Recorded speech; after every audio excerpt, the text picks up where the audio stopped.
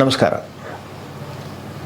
Microphone Kannada ಮತ್ತೊಂದು ಹೊಸ episode ಜೊತೆ ನಾನು ನಿಮ್ಮ ವೈಭವ್ ಕೇಸ್ಕರ್. ನಮ್ಮ ಇವತ್ತಿನ ಅತಿಥಿ ಪಂಡಿತ್ ಗಿರೀಶ್ ಆಚಾರ್ ಅವಧಾನಿಯವರು. ಇವರು 1992ರಲ್ಲಿ ಸತ್ಯಧ್ಯಾನ ವಿದ್ಯಾಪೀಠ ಮಾಹುಲಿಯಲ್ಲಿ ಸುಧಾಮಂಗಳವನ್ನು ಪೂರ್ಣಗೊಳಿಸಿದ್ದಾರೆ. ಬನಾರಸ್ ಯೂನಿವರ್ಸಿಟಿಯಲ್ಲಿ MA ಪಡೆದು ಅದರಲ್ಲಿ ಕೂಡ ಗೋಲ್ಡ್ ಮೆಡಲಿಸ್ಟ್ ಪಡೆದವರು. 1992ರಿಂದ ನಮ್ಮ ಕಲಬುರಗಿ ನಗರದ ಜೇವರ್ಗಿ ಕಾಲೋನಿಯ ಶ್ರೀ ರಾಘವೇಂದ್ರ ಸ್ವಾಮಿಗಳ ದೇವಸ್ಥಾನದಲ್ಲಿ ತಮ್ಮ ಸೇವೆಯನ್ನು ಸಲ್ಲಿಸುತ್ತಿದ್ದಾರೆ. ದೇವಸ್ಥಾನದಲ್ಲಿ ಸೇವೆಯ ಜೊತೆ ವಿದ್ಯಾಪೀಠ ಕೂಡ ನಡೆಸ್ತಾ ಇದ್ದಾರೆ. ಅದರ ಜೊತೆ ಪಾರಾಯಣ ಪ್ರವಚನ ಕೂಡ ಮಾಡ್ತಾರೆ. ದೇವಸ್ಥಾನದ ಸೇವೆಯ ಜೊತೆಗೆ ಮುಂಬರುವ ಜನರೇಷನ್ ಮಕ್ಕಳಿಗೆ ನಮ್ಮ ಸಂಸ್ಕೃತಿ ಹಾಗೂ ವೇದಗಳ ಪಾಠವನ್ನು ಕೂಡ ಆಚಾರ್ಯರು ಮಾಡ್ತಾ ಇದ್ದಾರೆ. ನಮಸ್ಕಾರ ಆಚಾರ್ಯರೇ.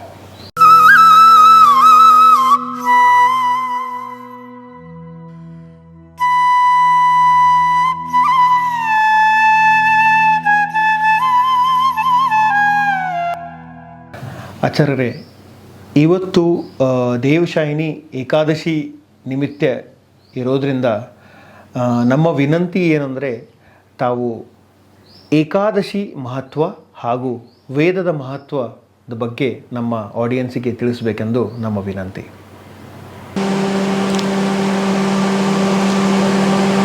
ಮನುಷ್ಯ ಧರ್ಮದಿಂದ ಬದುಕ್ತಾನೆ. ಧರ್ಮ ಇದು ಪ್ರಪಂಚಕ್ಕೆ ಬೇಸಿಕ್. ಇದನ್ನು ವೇದವಾಣಿ ಇದೆ. ವೇದದೊಳಗೆ ಧರ್ಮಕ್ಕೆ ಬಹಳ ಪ್ರಾಶಸ್ತ್ಯ ಕೊಟ್ಟಿದ್ದಾರೆ. ಒಂದು ಶ್ರುತಿ ಇದೆ, ವೇದ ಮಂತ್ರ ಇದೆ, ಅದನ್ನು ಭಾಳ ಮಹತ್ವದಾದ ಮಂತ್ರ. ವೇದ ಇದು ಎಲ್ಲ ಶಾಸ್ತ್ರಕ್ಕೆ ಬೇಸಿಕ್ ಫೌಂಡ್. ವೇದಗಳ ಮೇಲೆ ಇವೆಲ್ಲ ಶಾಸ್ತ್ರಗಳು ನಿಂತುಕೊಂಡಿವೆ. ಫೌಂಡೇಶನ್ ಇಲ್ಲದೆ ಬಿಲ್ಡಿಂಗ್ ಕಟ್ಟಿಸ್ಲಿಕ್ಕಾಗುತ್ತದೋ ಹಾಗೆ ಇಡೀ ಶಾಸ್ತ್ರ, ಎಷ್ಟು ಶಾಸ್ತ್ರಗಳಿವೆ, ಧರ್ಮಶಾಸ್ತ್ರ, ವೇದಾಂತ ಶಾಸ್ತ್ರ, ತರ್ಕ, ಮೀಮಾಂಸಾ, ಪುರಾಣ, ಎಲ್ಲ ಶಾಸ್ತ್ರಗಳು ವೇದ ಮೇಲೆ ನಿಂತ್ಕೊಂಡಿವೆ. ಈ ಮಂತ್ರ ಇದೆ, ಭಾಳ ಮಹತ್ವವಾದ ಮಂತ್ರ, ಒರಿಜಿನಲ್ ಮಂತ್ರ, ಪರಮಾತ್ಮನ ಮುಖದಿಂದ ಬಂದ ಮಂತ್ರ. ಬ್ರಹ್ಮದೇವರಿಗೆ ಸೃಷ್ಟಿ ಆದಿಕಾಲದೊಳಗೆ ಈ ಮಂತ್ರಗಳನ್ನು ಭಗವಂತ ಹೇಳಿಕೊಟ್ಟಿದ್ದಾನೆ. ಇದು ವೇದ, ಅನಾದಿ ನಿತ್ಯ. ಯಾರೂ ಬರೆದಿಲ್ಲ, ಭಗವಂತನೂ ಬರೆದಿಲ್ಲ ಅಂದರೆ ಹೇಗೆ ಅಂದರೆ, ಭಗವಂತನ ಬುದ್ಧಿಸ್ಥವಾಗಿರ್ತದೆ, ಬುದ್ಧಿಯೊಳಗೆ ಇತ್ಕೊಂಡಿರ್ತದೆ. ಆ ಬುದ್ಧಿಯೊಳಗಿಂದು ಹೊರಗಡೆ ಹಾಕ್ತಾನೆ. ಆದ್ದರಿಂದ ಇದಕ್ಕೆ ವೇದಕ್ಕೆ ಅಪೌರುಷೇಯ ಅಂತ ಹೇಳ್ತಾರೆ. ರಚನೆ ಮಾಡೋದಲ್ಲ. ಪೌರುಷೇಯ ಭಾಗವತಾದಿ ಗ್ರಂಥಗಳು, ಗೀತಾದಿ ಗ್ರಂಥಗಳು. ಆದರೆ ವೇದ ಮಾತ್ರ ಯಾರೂ ಬರೆದಿಲ್ಲ. ಆದ ಕಾರಣ ಇದು ವೇದ ಅಪೌರುಷೇಯ. ಅಂಥ ವೇದ ಕೇಳಿ. ವೇದ ಅಪೌರುಷೇಯ ಅಂತಂದರೆ, ಈಗ ಭಗವಂತ ಯಾರೂ ಬರೆದಿಲ್ಲ ಅಂತಂದರೆ, ಈಗ ಬುದ್ಧಿಯಿಂದ ಬಂತು ಅಂದರೆ, ಸೊ ಅದನ್ನು ಲಿಖಿತವಾಗಿ ಬರಬೇಕಲ್ಲ, ಪ್ರಮಾಣಕ್ಕೆ ಅಂದರೆ ಮತ್ತೊಬ್ಬರಿಗೆ ಗುರುತಾಗಬೇಕಲ್ಲ, ಅದು ಹೇಗೆ? ಎಕ್ಸಾಕ್ಟ್ಲಿ. ನಂತರ ಅವನೇ ಭಗವಂತನೇ ಕಲಿಯುಗದೊಳಗೆ ವೇದವ್ಯಾಸದವರಾಗಿ ಬಂದರು. ಅವರೇ ವೇದ ವಿಭಾಗಗಳನ್ನು ಮಾಡಿದ್ದಾರೆ. ಅದಕ್ಕಾಗಿ ವೇದವ್ಯಾಸ ಅಂತ ಹೆಸರು ಬಂದಿದೆ. ವೇದಾನ್ ವ್ಯಾಸಯತೆ ಇತಿ ವೇದವ್ಯಾಸ. ವೇದಗಳನ್ನು ವಿಭಾಗ ಮಾಡಿ ಎಲ್ಲರಿಗೆ, ಕಶ್ಯಪಾದಿ ಮಹರ್ಷಿಗಳಿಗೆ ನೀನು ಋಗ್ವೇದ ಬರಿ, ನೀನು ಯಜುರ್ವೇದ ಬರಿ, ನೀನು ಸಾಮವೇದ, ಅಥರ್ವವೇದ ಇತ್ಯಾದಿಗಳನ್ನು ಬರೀರಿ ಅಂತ ಅವರಿಗೆ ಉಪದೇಶವನ್ನು ಮಾಡಿದ್ದರಿಂದ ಆ ಋಷಿ ಮುನಿಗಳ ಕಡೆಯಿಂದ ಅದನ್ನು ಭಗವಂತ ಬರೆಸಿದ. ಅದರ ಒರಿಜಿನಲ್ ಅಪೌರುಷೇಯ. ತಾನು ಹೇಳಿದ್ದನ್ನೇ, ಬುದ್ಧಿಸ್ಥವಾದ ಮುಖದಿಂದ ಹೇಳಿದ್ದನ್ನೇ ಋಷಿಗಳು ಬರೆದುಕೊಂಡ್ರು. ಋಷಿಗಳು ಋಗ್ವೇದ ಬರೆದರು, ಇನ್ನೊಂದು ಋಷಿಗಳು ಯಜುರ್ವೇದ ಬರೆದರು, ಹೀಗೆ ಪಿಪ್ಪಲಾದಿಗಳು ಸಾಮವೇದ ಬರೆದರು ಇತ್ಯಾದಿಗಳನ್ನು ಹೇಳ್ತಾರೆ. ಹೊರತು ಆಗ ಅಪೌರುಷೇಯ ಆಗಬಹುದಲ್ಲ ಅಂತ ಅಂದಾಗ ಅಲ್ಲ, ಅದನ್ನೂ ಅಪೌರುಷೇಯ. ಕೂಟಸ್ಥ ನಿತ್ಯ ಅಂತಾರೆ ಇದಕ್ಕೆ. ಇದನ್ನು ಶ್ರೀಮದಾಚಾರ್ಯರು, ಮಧ್ವಾಚಾರ್ಯರು ತತ್ವನಿರ್ಣಯದೊಳಗೆ ಭಾಳ ಚೆಂದಾಗಿ ಒಂದು ಪಾರ್ಟ್ಸನ್ನು ತೆಗೆದುಕೊಂಡು, ವೇದ ಇದು ಯಾರಿಂದ ಬರೆದಿಲ್ಲ, ವೇದ ಅಪೌರುಷೇಯ ಅಂತನ್ನುವುದನ್ನು ಶ್ರೀಮದಾಚಾರ್ಯರು ಅದನ್ನು ಬರೆದಿದ್ದಾರೆ. ಆಚಾರ್ಯರೇ, ಈಗ ಪೌರುಷಯ ಅಂದ್ರಿ, ಪೌರುಷಯ ಅಪೌರುಷಯ ಇದು ವೇದಗಳು ಬರೆದಾಗ ಮಾತ್ರ ಈ ಪದಗಳನ್ನು ಉಪಯೋಗಿಸ್ತೀವ ಅಥವಾ ಇದರ ಮೂಲ ಅರ್ಥ ಏನು? ಕಶ್ಯಪಾದ ಋಷಿಗಳು ಬರೆದದ್ದರಿಂದ ಅದು ಪೌರುಷೇಯ ಅಂತಾರು. ಅದಕ್ಕಿಂತ ಹಿಂದೆ ನಾವು ವಿಚಾರ ಮಾಡಬೇಕು, ಎಲ್ಲಿಂದ ಬಂತಿದು. ಈಗ ಭಾಗವತ ಇದೆ, ವೇದವ್ಯಾಸದೇವರು ಒರಿಜಿನಲ್ಲಾಗಿ ಬರೆದಿದ್ದಾರೆ, ಇದು ಪೌರುಷೇಯ. ಹಾಗೆ ದೇವರು ಬರೆದದ್ದು ಯಾವುದೂ ಇಲ್ಲ. ದೇವರು ಅಗ್ನಿ ಇಳೆ ಪುರೋಹಿತ ಬರೆದದ್ದಲ್ಲದು. ಹಾಗಾಗಿ ಬುದ್ಧಿಸ್ಥವಾಗಿ ಉಪದೇಶವನ್ನು ಮಾಡಿದ್ದರಿಂದ ಇಸ್ಕೊಲ್ಟು ಅಪೌರುಷೇಯ. ಪುರುಷ ನಿರ್ಮಿತವಾದದ್ದು ಪೌರುಷೇಯ. ಪುರುಷನನ್ನೇ ನಿರ್ಮಿತವಾಗದೇ ಇದ್ದ ಕಾರಣ ಅದಕ್ಕೆ ಅಪೌರುಷೇಯ. ವೇದಕ್ಕೆ ಮಾತ್ರ, ಇನ್ನು ಯಾವಕ್ಕೂ ಅಪೌರುಷೇಯತ್ವವನ್ನು ಸಾಧನ ಮಾಡಿಲ್ಲ ಯಾವ ಮತಾಚಾರ್ಯರು. ಪ್ರತಿಯೊಬ್ಬರು ಮತಾಚಾರ್ಯರು ವೇದ ಅಪೌರುಷೇಯನೇ ಅಂತಾರೆ. ಅದಕ್ಕಾಗಿ ವೇದ ಇದು ನಮಗೆ ಒರಿಜಿನಲ್, ಇವೆಲ್ಲ ಡೂಪ್ಲಿಕೇಟ್. ಏನಿದೆ ವೇದದೊಳಗೆ ಅಂತ ಹೇಳಿದಾಗ ಬಹಳ ಮಹತ್ವವಾದ ಮಾತನ್ನು ಹೇಳ್ತಾರೆ. ಧರ್ಮೋ ವಿಶ್ವಸ್ಯ ಜಗತ ಪ್ರತಿಷ್ಠಾ ಲೋಕೇ ಧರ್ಮಿಷ್ಠಂ ಪ್ರಜಾ ಉಪಸರ್ಪಂತಿ ಧರ್ಮೇಣ ಪಾಪ ಮಪನುದತಿ ಧರ್ಮೇ ಸರ್ವಂ ಪ್ರತಿಷ್ಠಿತಂ ತಸ್ಮಾ ಧರ್ಮಂ ಪರಮಂ ವದಂತಿ. ಧರ್ಮೋ ವಿಶ್ವಸ್ಯ ಜಗತ ಪ್ರತಿಷ್ಠಾ, ಎಲ್ಲವೂ ಕಾಣ್ತಾ ಇದೆ ಜಗತ್ತಿನೊಳಗೆ. ಏನು? ವೇದ. ಧರ್ಮೋ ವಿಶ್ವಸ್ಯ, ಜಗತ್ತನ್ನು ನಿರ್ಮಾಣ ಮಾಡಬೇಕು ಅಂದರೆ ವೇದ ಬೇಕು. ಧರ್ಮೋ ವಿಶ್ವಸ್ಯ ಜಗತ ಪ್ರತಿಷ್ಠಾ, ಜಗತ್ತಿನೊಳಗೆ ಉಂಟು. ಧರ್ಮೇಣ ಪಾಪಂ ಅಪನುದತಿ. ನೀವು ಧರ್ಮವನ್ನು ಮಾಡಿದಾಗ, ವೇದೋಕ್ತ ಧರ್ಮವನ್ನು ಮಾಡಿದಾಗ ನಾವೆಷ್ಟು ಪಾಪ ಮಾಡ್ತೇವೆ? ಇನ್ಫಿನಿಟಿವ್ ಪಾಪ. ಪುಣ್ಯ ಎಷ್ಟು? ಬಹಳ ಕಮ್ಮಿ ಅಂದರೆ ಪೂರ್ಣ ಕಮ್ಮಿ. ಏನಿದೆ?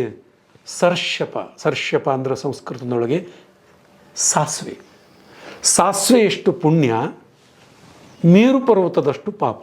ಅದನ್ನೆಲ್ಲ ಮೈನಸ್ ಮಾಡಬೇಕಲ್ಲ ದೇವರ ಕಾರುಣ್ಯ, ದೇವರ ಜವಾಬ್ದಾರಿ.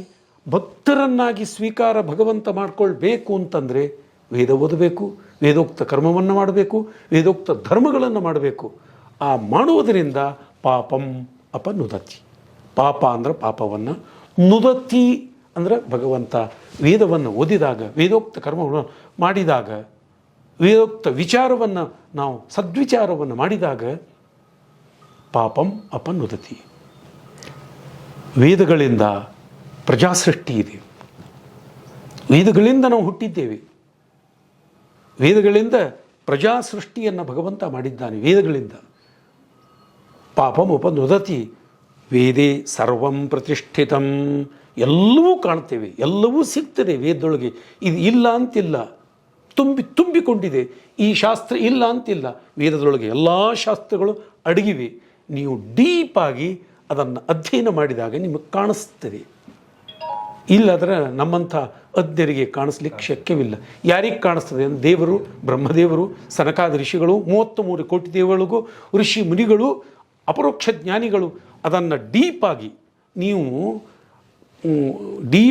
ಎಷ್ಟು ಡೀಪಾಗಿ ನೀವು ಯಂತ್ರ ಹೊಡಿತೀರಿ ಅಷ್ಟು ನೀರು ಮೇಲೆ ಬರ್ತದೆ. ಅಷ್ಟು ಡೀಪಾಗಿ ಹೊಡೆದಾಗ ಯಾರಿಗೆ ಗೊತ್ತಾಗ್ತದೆ? ಮಸೀನಕ್ಕೆ ಗೊತ್ತಾಗೋದಲ್ರಿ, ನಮ್ಗೆ ಗೊತ್ತಾಗ್ತದೆ? ನಮ್ಗೆ ಗೊತ್ತಾಗೋದಿಲ್ಲ. ಹಾಗೆಯೇ ವೇದ ಮಾತ್ರ ಭಗವಂತ ತನ್ನ ಬುದ್ಧಿಸ್ಥವಾಗಿ ಇಟ್ಕೊಂಡಿದ್ದಾನೆ. ಅದು ಎಲ್ಲ ಅರ್ಥ ಮಾಡ್ಕೊಳ್ಳಿಕ್ಕೆ ನಮ್ಮ ಯೋಗ್ಯತೆ ಇಲ್ಲ. ನಾವು ಅಯೋಗ್ಯರು. ಎಷ್ಟು ಬೇಕು ಪ್ರಪಂಚಕ್ಕೆ ಪಾಪ ಪರಿಹಾರ, ಪುಣ್ಯ ಪ್ರದಾನ, ಮೋಕ್ಷ, ನಮ್ಗೆ ಇವು 3 ಬೇಕು. ಎಂಜಾಯ ಇತ್ಯಾದಿಗಳು ಬೇಕು. ಅದಕ್ಕೆ ಎಷ್ಟು ಬೇಕು ಭಗವಂತ ತನ್ನ ಬುದ್ಧಿಸ್ಥವಾದದ್ದನ್ನು ಎಲ್ಲವನ್ನೂ ಹೊರಗೆ ಹಾಕಿಲ್ಲ. ಎಷ್ಟು ಪ್ರಪಂಚಕ್ಕೆ ಬೇಕು ಅಷ್ಟನ್ನು ಮಾತ್ರ ಹೊರಗೆ ಹಾಕಿದ್ದಾನೆ. ಉಳಿದನ್ನು ತಾನು ಇಟ್ಟುಕೊಂಡಿದ್ದಾನೆ. ಯೋಗ್ಯತೆಯನ್ನು ನೋಡಿ ನೀವು ಪರೀಕ್ಷೆ ತೊಗೋತಿರಲ್ರಿ, ಇಂಟರ್ವ್ಯೂ ತೆಗೆದುಕೊಳ್ಳುವ ಇರುವಾಗ ಅವನು ಏನು ಓದ್ಯಾನ ಅದರ ಬಗ್ಗೆ ನೀವು ಕೇಳಬೇಕಲ್ರಿ. ನೀ ಯಾವುದೋ ಸಂಸ್ಕೃತ ಕೇಳಿದ್ರೆ ಅವನೇನು ಹೇಳಬೇಕು? ಇಂಗ್ಲೀಷ್ನೊಳಗೆ ಇದ್ದವ, ಅವನಿಗೆ ಹೇಳಲಿಕ್ಕೆ ಬರೋದಿಲ್ಲ. ಹಾಗೆ ದೇವರು ಎಲ್ಲರ ಯೋಗ್ಯತೆಯನ್ನು ಅರ್ಥಕೊಂಡಿದ್ದಾನೆ. ಯಾರಿಗೆ ಎಲ್ಲಿ ಹುಟ್ಟಿಸ್ಬೇಕು, ಯಾರಿಗೆ ಎಲ್ಲಿ ಸಂಹಾರ ಮಾಡಬೇಕು, ಯಾರಿಗೆ ಎಲ್ಲಿ ರಕ್ಷಣೆ ಮಾಡಬೇಕು, ಯಾರಿಗೆ ಯಾವ ಕಾಲಕ್ಕೆ ಬುದ್ಧಿಗೆ ಪ್ರೇರಣೆ ಮಾಡಬೇಕು, ಇದೇ ಹೇಳುತ್ತದೆ ಧಿಯೋ ಯೋನ ಪ್ರಚೋದಯ. ಜಗನ್ಮಾನ್ಯವಾದದ್ದು ಗಾಯತ್ರಿ ಮಂತ್ರ. ಅಶೇಷ ಬುದ್ಧಿಪ್ರದ ಗಾಯತ್ಯರ್ಥ ಇತೀರಿತಃ. ಶ್ರೀಮದಾಚಾರ್ಯ ಋಗ್ಭಾಷ್ಯದೊಳಗೆ ಇದೇ ಋಕ್ಗಳಿಗೆ ನಾನಾ ತರಹದ ವೇದಗಳಿಗೆ ಭಾಷ್ಯವನ್ನು ಬರೆದಿದ್ದಾರೆ. ಅದೇ ಋಗ್ಭಾಷ್ಯದೊಳಗೆ ಹೇಳ್ತಾರೆ ಗಾಯತ್ಯರ್ಥ ಇತೀರಿತ ಅಶೇಷ ಬುದ್ಧೀನಾಂ ಪ್ರೇರಕ ಸ ಗಾಯತ್ಯರ್ಥ ಇತೀರಿತ. ಎಲ್ಲ ಬುದ್ಧಿಜೀವಿಗಳಿಗೆ ಪ್ರೇರಣೆಯನ್ನು ಪುಷನ್ನು ಮಾಡ್ತಾನೆ. ಅವನಿಗೆ ಗಾಯತ್ರಿ ಶಬ್ದವಾಚ್ಯನಾದ ಭಗವಂತ ನಾರಾಯಣನಿಗೆ ಗಾಯತ್ರಿ ಅಂತನ್ನೋದನ್ನು ಇಟ್ಕೊಂಡಿದ್ದಾನೆ. ಅದನ್ನು ಕೊಟ್ಟದ್ದರಿಂದ ನಾವು ಗಾಯತ್ರಿ ಸ್ತ್ರೀ ರೂಪದಿಂದ ಭಗವಂತ ಇದ್ದಾನೆ. ಅದಕ್ಕಾಗಿ ಅದಕ್ಕೆ ಗಾಯತ್ರಿ ಇದು ವೇದದೊಳಗೆ ಬಂದದ್ದಿದು. ಆ ವೇದದೊಳಗೆ ಬಂದದ್ದನ್ನು ವಿಶ್ವಾಮಿತ್ರ ಋಷಿಗಳಿಗೆ ಉಪದೇಶ ಮಾಡಿ ಆ ವಿಶ್ವಾಮಿತ್ರ ಋಷಿಗಳನ್ನು ಮೇಲೆ ತರುವುದಕ್ಕಾಗಿ, ವ್ಯಕ್ತಿಯನ್ನು ಮೇಲೆ ತರಬೇಕಂದ್ರೆ, ಮಗನನ್ನು ಮೇಲೆ ತರಬೇಕಂದ್ರೆ ಅವ್ವ ಅಪ್ಪ ಪ್ರಯತ್ನ ಮಾಡಬೇಕಲ್ರಿ.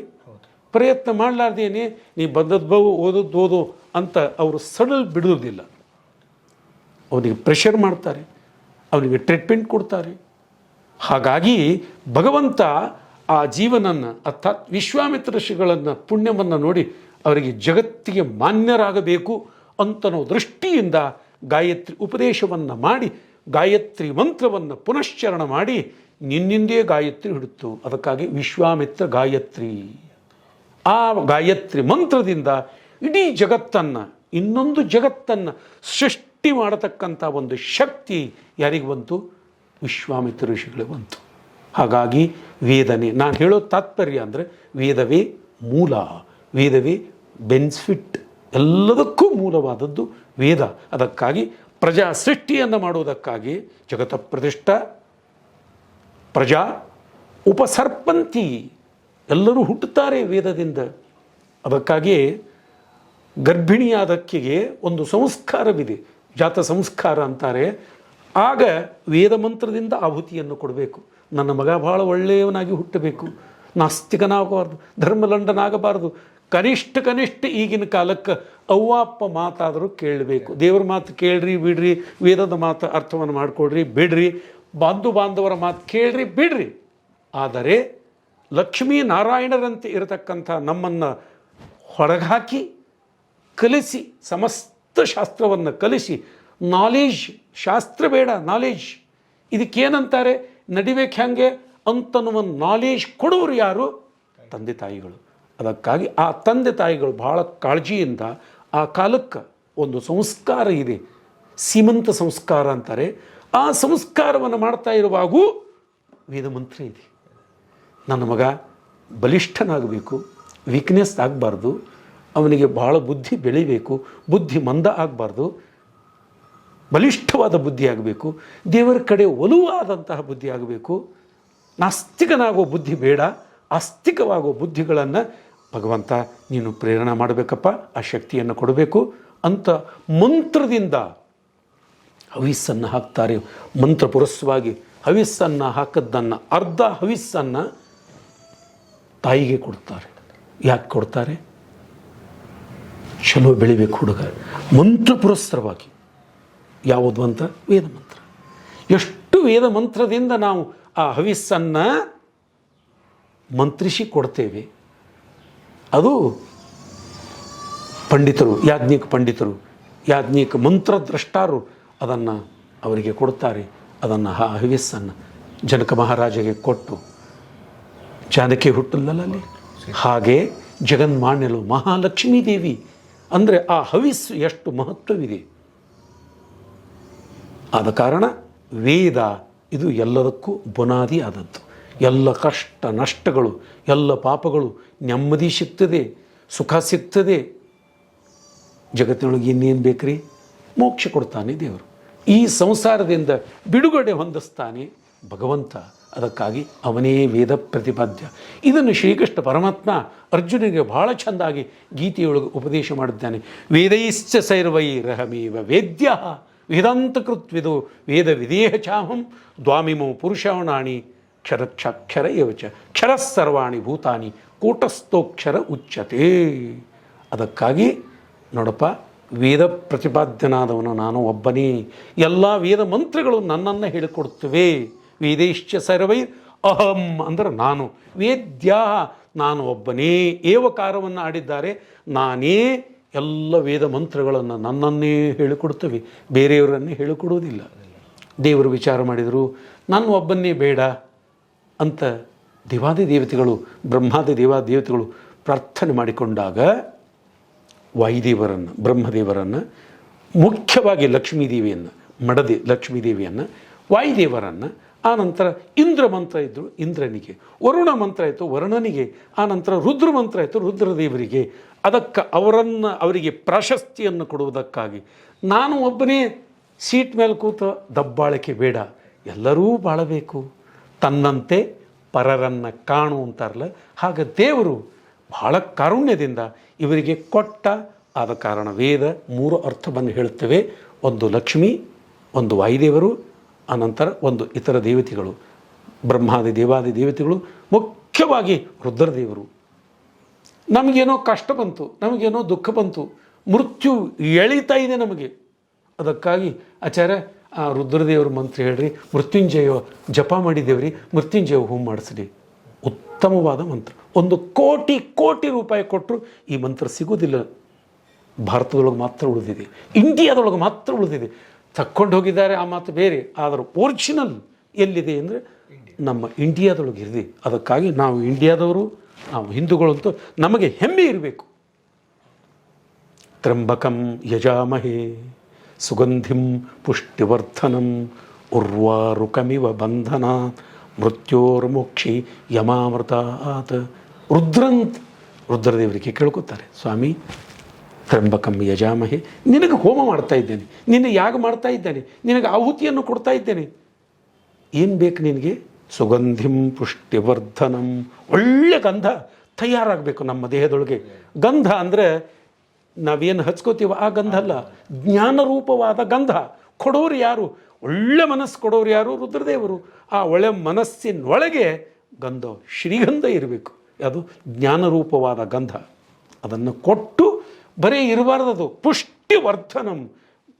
ದಿನೇ ಬೆಳೀತಾ ಬೆಳೀತಾ ಮನುಷ್ಯನ ವ್ಯಕ್ತಿತ್ವ ಬೆಳೆಯುವುದಿಲ್ವ?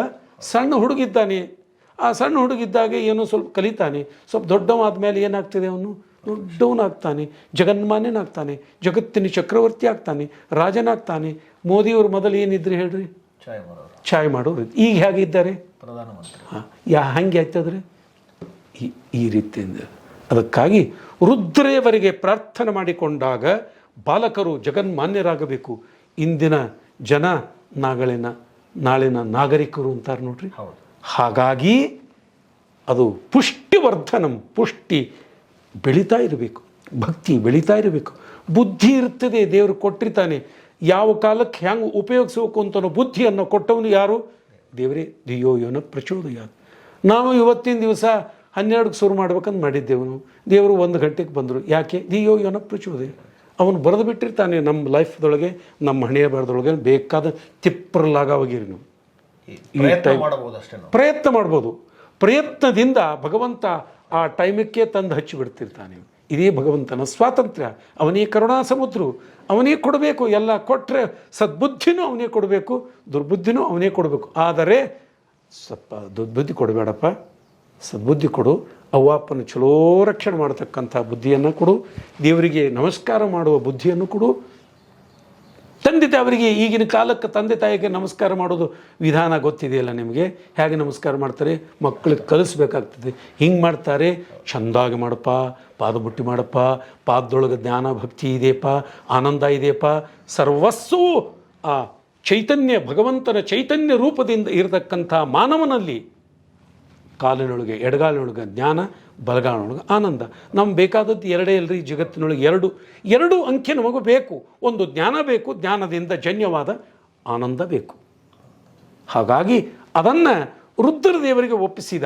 ಯಾರಾದರೂ ಮೃತ್ಯು ಆಯಿತು ಅಂತಂದರೆ ನೀನು ಆ ಜಪವನ್ನು ಮಾಡೋದರಿಂದ ನೀನು ಅನುಗ್ರಹ ಮಾಡಬೇಕು, ಆ ಶಕ್ತಿ ನಾನು ಕೊಟ್ಟಿದ್ದೇನೆ ಅಂತ ಭಗವಂತ ಹೇಳಿದ್ದರಿಂದ ತ್ರ್ಯಂಬಕಂ ಯಜಾಮಹೇ ಸುಗಂಧಿಂ ಪುಷ್ಟಿವರ್ಧನಂ ಉರ್ವಾರುಕಮಿವ ಬಂಧನಾತ್. ಈ ಬಂಧನದೊಳಗೆ ನಾವು ಸಿಲ್ಕೊಂಡು ಬಿಟ್ಟಿದ್ದೇವೆ. ಯಾವ ಬಂಧನ?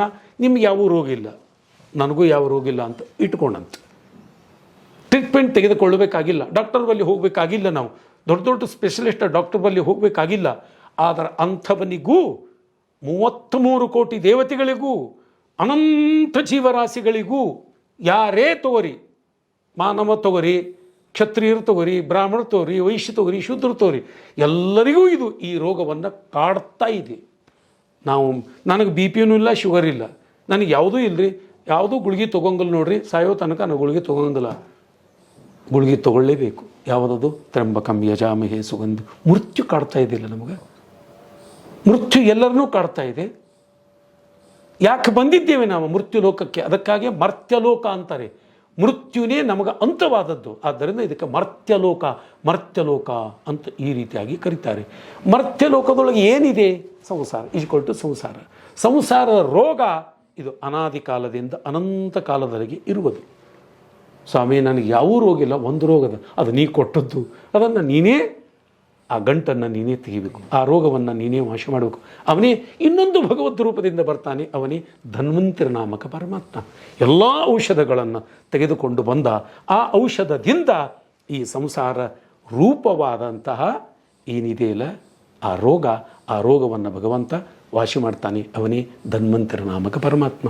ಧನ್ವಂತರೆಂಗ ರುಚಿ ಧನ್ವಂತರೇರಿತರು ಧನ್ವಂಸ್ತರಿ ಭವ ಸುಧಾ ಭಾನ್ವಂತರ ವಸತ ಮನ್ವಂತರಾಧಿಕೃತ ತನ್ವಂತ ಔಷಧ ನಿಧೇ. ಪರಮಾತ್ಮ ಔಷಧ ನಿಧಿ. ಎಲ್ಲ ಔಷಧಗಳ ಏನೊಂದು ಇದು ಇರ್ತದೆ ನೋಡ್ರಿ, ಏನಂತಾರೆ, MRದ್ದು ಇನ್ಸ್ಟಿಟ್ಯೂಟ್ ಏನಂತ, ಎಸ್, ಅದು ಎಲ್ಲ ರೋಗಗಳನ್ನು ವಾಸಿ ಮಾಡುವುದಕ್ಕಾಗಿ ಭಗವಂತ ಅಮೃತವನ್ನು ತೆಗೆದುಕೊಂಡು ಬಂದ. ಈ ಅಮೃತವನ್ನು ತೆಗೆದುಕೊಂಡು ಬಂದದ್ದರಿಂದ ನಾವೆಲ್ಲರೂ ಮೋಕ್ಷಕ್ಕೆ ಹೋಗುವುದಕ್ಕಾಗಿ, ಮೋಕ್ಷ ಕೊಡೋ ಸಲುವಾಗಿ ಭಗವಂತನ ಕಾರುಣ್ಯ ಎಷ್ಟಿದೆ ನೋಡ್ರಿ. ಭಗವಂತನ ಮಾಡಿದ ಉಪಕಾರ ಜನ್ಮ ಜನ್ಮಾಂತರಕ್ಕೂ ತೀರಿಸ್ಲಿಕ್ಕಾಗುವುದಿಲ್ಲ, ಅಷ್ಟು ಭಗವಂತ ಉಪಕಾರ ಮಾಡಿದ್ದಾನೆ. ಏನ್ರಿ, ನಾವೇನು ಮನುಷ್ಯರಾಗಿ ನಾವೇನು ದೇವರಿಗೆ ಅವ್ವಾಪಿಗೆ ನಾವು ರಿಕ್ವೆಸ್ಟ್ ಮಾಡ್ಕೊಂಡಿಲ್ಲ, ಆದರೂ ನಮ್ಗೆ ಹುಟ್ಸ್ಯಾನ. ಇದರೊಳಗೆ ಏನದ ರೀ ಮನುಷ್ಯನ ಜೀವನ? ಈಗಿನ ಥೇರಿ ಏನಿದೆ ಅಂದರೆ, ಏನದ ರೀ ಮನುಷ್ಯ ಜೀವನದೊಳಗೆ ಅಂತ ನೀವು ತಿಳ್ಕೊತೀರಿ. ಕೆಲವೊಂದು ಟೈಮ್ ನಮಗೂ ಆ ದುರ್ಬುದ್ಧಿ ಬರ್ತದೆ. ವಿಚಾರ ಮಾಡೋಣ, ಏನಿದೆ ದೇಹದೊಳಗೆ? ಅದ್ಭುತವಾದದ್ದು ಭಗವಂತನ ಸೃಷ್ಟಿ ಮಾಡಿದ್ದಾನೆ. ಜಗತ್ತಿನೊಳಗೆ, ಬ್ರಹ್ಮಾಂಡದೊಳಗೆ ಏನು ಇದೆ, ಇಷ್ಟು ಚಿಕ್ಕ ಪಿಂಡಾಂಡದೊಳಗೆ ಭಗವಂತ ಅದನ್ನು ಸೃಷ್ಟಿ ಮಾಡಿದ್ದಾನೆ. ಏನಿಲ್ಲ ಹೇಳ್ರಿ, ನೀವು ಕ್ವಶನ್ ಮಾಡಿರಿ, ಏನು ಇಲ್ಲ ಹೇಳ್ರಿ. ಈ ಬಾಡಿಯೊಳಗೆ ಎಲ್ಲವೂ ಇದೆ, ಎಲ್ಲವೂ ಸಿಗ್ತದೆ. ಮನುಷ್ಯ ತಾತ್ಸಾರದಿಂದ ಮನುಷ್ಯ ಜೀವನ ಕೋಡಿ ಜೀವನ ರೀ. ದಟ್ ಈಸ್ ರಾಂಗ್, ತಪ್ಪು ಕಲ್ಪನೆ. ಎಷ್ಟು ನಾವು ಶ್ರೀಮಂತರಿದ್ದೇವೆ, ಭಿಕ್ಷಕನೂ ಶ್ರೀಮಂತನೇ. ನಿಮ್ಮ ಕಣ್ಣಿದೆಯಲ್ಲ, ಆ ಕಣ್ಣನ್ನು 1 ಕೋಟಿ ರೂಪಾಯಿ ಕೊಡ್ತೀನಿ, ನನಗೆ ಕೊಡ್ತೀರಾ ಸರ್? ಯಾಕೆ? ಹಾಂ, ಇಂಥದ್ದು 2 ಕಣ್ಣು, 2 ಕಿಡ್ನಿ, ಕಿವಿ, ಆಮೇಲೆ ಹಾರ್ಟ್ ಇದೆ ರೀ. ಹಾರ್ಟ್ ಕೊಡ್ತೀರಾ ನನಗೆ? ನಿಮ್ಗೆ ದಾಸನಾಗ್ತೀನಿ, ಲೈಫ್ ಲಾಂಗ್ ನಿಮ್ಮ ಮನೆಗೆ ಕಸ ಹುಡುಕ್ತೀನಿ, ಕೊಡ್ತೀರಾ? ಕೊಡ್ಲಿಕ್ಕೆ ಬರ್ತದೆ. ಈಗ ಕೊಡಂಗಿಲ್ಲ. ಯಾಕೆ? ಅಷ್ಟು ಕಿಮ್ಮತ್ತಿಂದಿದೆ. ಇದಕ್ಕಿಂತ ಹೆಚ್ಚು ಇದಿದೆ ನೋಡ್ರಿ, ಈ ಸಿಮ್, ಅದ್ಭುತವಾದ ಸಿಮ್. ನೀವು ಇಲ್ಲಿ ಕೂತು ನಾನು ಕ್ವಶನ್ ಮಾಡಬೇಕು ಅಂತ ಬುದ್ಧಿ ಕೊಟ್ಟವ್ರು ಯಾರು? ಇದು ಬೇಕಲ್ರಿ. ನೀವು ನಾನು ಪವನನ ಜೋಡಿ ನಾನು ಯಾಕೆ ಬಂದ್ರಿ ಆಚಾರ ಅಂತ ನಾನು ಕೇಳಿಲ್ಲ. ಯಾಕೆ? ಮೊದಲ ಆ ಬುದ್ಧಿಯೊಳಗೆ ಸೆಟಪ್ಮೆಂಟ್ ಮಾಡಿದವನು ಯಾರು? ಅದು ಇದ್ದಿದ್ದಿಲ್ಲ. ಅದನ್ನು ಆಫ್ ಮಾಡಿದ ಅಂದ್ರೆ ನಮ್ಮ ಗತಿ ಏನಿತ್ತಿಲ್ರಿ? ಎಲ್ಲವನ್ನೂ ಈ ಭಗವಂತ ನಮಗೆ ನೆನಪಿನ ಶಕ್ತಿ, ಮೆಮ್ರಿ ಅಂತಾರಲ್ಲ, ಅದಕ್ಕೆ ಮೆಮ್ರಿ, ಆ ಮೆಮರಿಯನ್ನು ಸೆಟ್ ಮಾಡಿದ್ದಾನೆ. ಇದಕ್ಕೇನಾದರೂ ನೀವು ರೀಚಾರ್ಜ್ ಮಾಡಿಸಿದ್ರಾ? ಮೊಬೈಲಕ್ಕೆ ರೀಚಾರ್ಜ್ ಮಾಡ್ತೇವೆ ನಾವು. ಮೊಬೈಲಕ್ಕೆ ರೀಚಾರ್ಜ್ ಮಾಡಿಸಿ, ಭಾರೀ ಕಂಪ್ನಿಯಪ್ಪ, ನಾನು ಓಡೋಕ್ಕೆ ಬರ್ತೀನಿ, ನಾನು ಪ್ರತಿ ತಿಂಗಳು ಬಂದು ಅವನಿಗೆ 350 ರೂಪಾಯಿ ಕೊಟ್ಟು ಅವನಿಗೆ ನಮಸ್ಕಾರ ಮಾಡಿ ಜೀವನ ಪರ್ಯಂತ ನಾವು ದಾಸನಾಗ್ತೇವೆ. ಇದನ್ನು ಕೊಟ್ಟವನಿಗೆ ಒಂದು ದಿವಸಕ್ಕೆ ಥ್ಯಾಂಕ್ಸ್ ಅಂತ ಹೇಳಿದ್ರೆ ಸರ್, ಪ್ರಾಮಾಣಿಕವಾಗಿ ಹೇಳಿದ್ರೆ ಅಂದ್ರೆ ನಾವು ಎಷ್ಟು ದೂರ ಇದ್ದೇವೆ, ಆದರೂ ನಮ್ಮ ಬುದ್ಧಿ ಸರಿಯಾಗಿ ಸಮಾತ್ನಾಗಿಟ್ಟಾನಲ್ರಿ. ಇದೇ ಭಗವಂತನ ಕಾರುಣ್ಯ. ಹೀಗಾಗಿ ಎಷ್ಟಿವೆ ಈ ದೇಹದೊಳಗೆ, ಎಷ್ಟು ಕಿಮ್ಮತ್ತಿಂದಿದೆ ಹೇಳಿದ್ರಿ? ಕಿಮ್ಮತ್ತು ಕೊಡಲಾರ್ದಷ್ಟು. Yes, exactly correct. ಭಾಳ ಸಂತೋಷ. ಕಿಮ್ಮತ್ತು ಕೊಡಲಾರ್ದಷ್ಟು ಆ ಕಿಮ್ಮತ್ತಿನ ವಸ್ತುಗಳನ್ನು ಹಾಕಿದ್ದಾನೆ. ಬಟ್ ಒಂದು ದುರ್ದೈವ, ಅದನ್ನು ನಾವು ಸರಿಯಾಗಿ ಉಪಯೋಗಿಸಿಲ್ಲ. ಅದೇ ನಮ್ಮ ದುರ್ದೈವ. ಅದನ್ನು ಸ್ವಾಮಿ ಕೊಡಬೇಡ, ಧ್ಯೇಯೋಗನ ಪ್ರಚೋದ. ಅದಕ್ಕಾಗಿ ಅಂಥ ಬುದ್ಧಿಯನ್ನು ಭಗವಂತ ಕೊಟ್ಟಿದ್ದಾನೆ. ಅದಕ್ಕಾಗಿ ಅಂಥ ನಾನು ಯಾಕೆ ಹೇಳ್ತಾ ಇದ್ದೇನೆ, ಇದು ಬೇಸಿಕ್, ಇದು ಮೂಲವಾದದ್ದು. ಗಾಯತ್ರಿ ಮಂತ್ರ ಭಾರ ಮೂಲವಾದದ್ದು, ಜಗನ್ಮಾನ್ಯವಾದದ್ದು. ಗಾಯತ್ರಿ ಮಂತ್ರ ಬರಲಿಲ್ಲ ಅಂದರೆ ಮನುಷ್ಯನೇ ಅಲ್ಲೋ ಅಂತ ಇಲ್ಲ. ಈಗ ಆಚಾರ್ಯ ಈಗ ಬಹಳಷ್ಟು ಈಗ ಒಂದು ಫ್ಯಾನ್ಸಿ, ಆಮೇಲೆ ಜಾಬ್ಸ್ ಮಾಡ್ತಾರೆ, ಟೈಮ್ ಇರಂಗಿಲ್ಲ. ನಾವು 3 ಹೊತ್ತು ಸಂಧ್ಯಾ ವಂದನ ಮಾಡ್ಬೇಕಂತೀವಿ, ಗಾಯತ್ರಿ ಮಂತ್ರ ಜಪ ಮಾಡಿ ಅಂತ ಸ್ವಾಮಿಗಳು ಹೇಳ್ತಾರೆ. ಈಗ ನಾವು ಈಗ 3 ಸರ್ತಿ ಆಗಂಗಿಲ್ಲ, ಅಟ್ಲೀಸ್ಟ್ 1 ಸರ್ತಿ ಮಾಡಿದ್ರು ನಾವು. ಈಗ ಗಾಯತ್ರಿ ಜಪ 10 ಸರ್ತಿ ಓದ್ಬೇಕಾ, 108 ಸರ್ತಿ ಓದಬೇಕು, ಮಿನಿಮಮ್ ಓದಬೇಕು ಮಾಡಬೇಕು ಅಂತಿದೆ. ಈಗ ಸೈಂಟಿಫಿಕಲಿ ಏನು ಅದಕ್ಕೆ ರೀಸನಿಂಗ್ ಕೊಡ್ತೀರಾ, ದಟ್ ಇದು ಮಾಡಿದರೆ ನಮ್ಗೆ ಹೆಲ್ತ್ ಬೆನಿಫಿಟ್ ಆಗುತ್ತೆ, ಇಲ್ಲ ಬೇರೆ ಯಾವುದಾದ್ರೂ ಬೆನಿಫಿಟ್ ಆಗುತ್ತೆ ಅಂತ? ಸರಿ ಓಕೆ, ಸರಿಯಾದ ಪ್ರಶ್ನೆ. ಸರ್ ನೀವೇನು ಓದ್ಕೊಂಡಿರಿ? ನಂದು ಡಿಪ್ಲೊಮಾ ಇನ್ ಫಿಲ್ಮ್. ಎಸ್ ನೀವು SSC ಆಗಲಾರ್ದೆ ಮುಂದೆ ನಿಮ್ಗೆ ಇಲ್ಲ ಅರ್ಹತೆ ಬರ್ತದೆ? ಇಲ್ಲ SSC ಆಗಿಲ್ಲ, ನಾವು ಸ್ವಲ್ಪ ರೊಕ್ಕ ಕೊಡ್ತೀನಿ, ನಾನು ಮುಂದಿನ PUC ಕಲಿಸ್ರಿ ಅಂತ ಕಲಿಸ್ತಾರೋ? ಕಲಿಸಂಗಿಲ್ಲ. ಯಾಕೆ ಕಲಿಸೋದಿಲ್ಲ? ಸ್ಟೆಪ್ಸ್ ಅವ. ಹಾಗೆ ನೀವು ಯಾವುದೋ ಒಂದು ಕರ್ಮವನ್ನು ಮಾಡಬೇಕು, ದೇವರ ಪೂಜಾ ಮಾಡಬೇಕು, ತಂದೆ ತಾಯಿಗಳನ್ನು ಸೇವಾ ಮಾಡಬೇಕು, ಏನೋ ಪಾರಾಯಣ ಮಾಡಬೇಕು, ಯಾವುದೋ ಒಂದು ಹೋಮ ಮಾಡಬೇಕು, ಯಾವುದೋ ಒಂದು ಯಜ್ಞ ಮಾಡಬೇಕು, ನಾನು ಒಳ್ಳೆಯ ಮಕ್ಕಳು ಹುಟ್ಟಬೇಕಾದ್ರೆ ಯಾವುದೋ ಒಂದು ಸೀಮಂತಾದಿ ಸಂಸ್ಕಾರಗಳನ್ನು ಮಾಡಬೇಕು ಅಂತಂದಾಗ ದೇವರಂತಾನೇ ಸಂಧ್ಯಾನ ಮಾಡಿದೆಯಾ? ಇಲ್ಲ, ನಿಮ್ಗೆ ಯೋಗ್ಯತೆ ಇಲ್ಲ. ಅಷ್ಟು ಅನಿವಾರ್ಯವಾಗಿದೆ ಸಂಧ್ಯಾವಂದನ, ಅಷ್ಟು ಅನಿವಾರ್ಯವಾದ.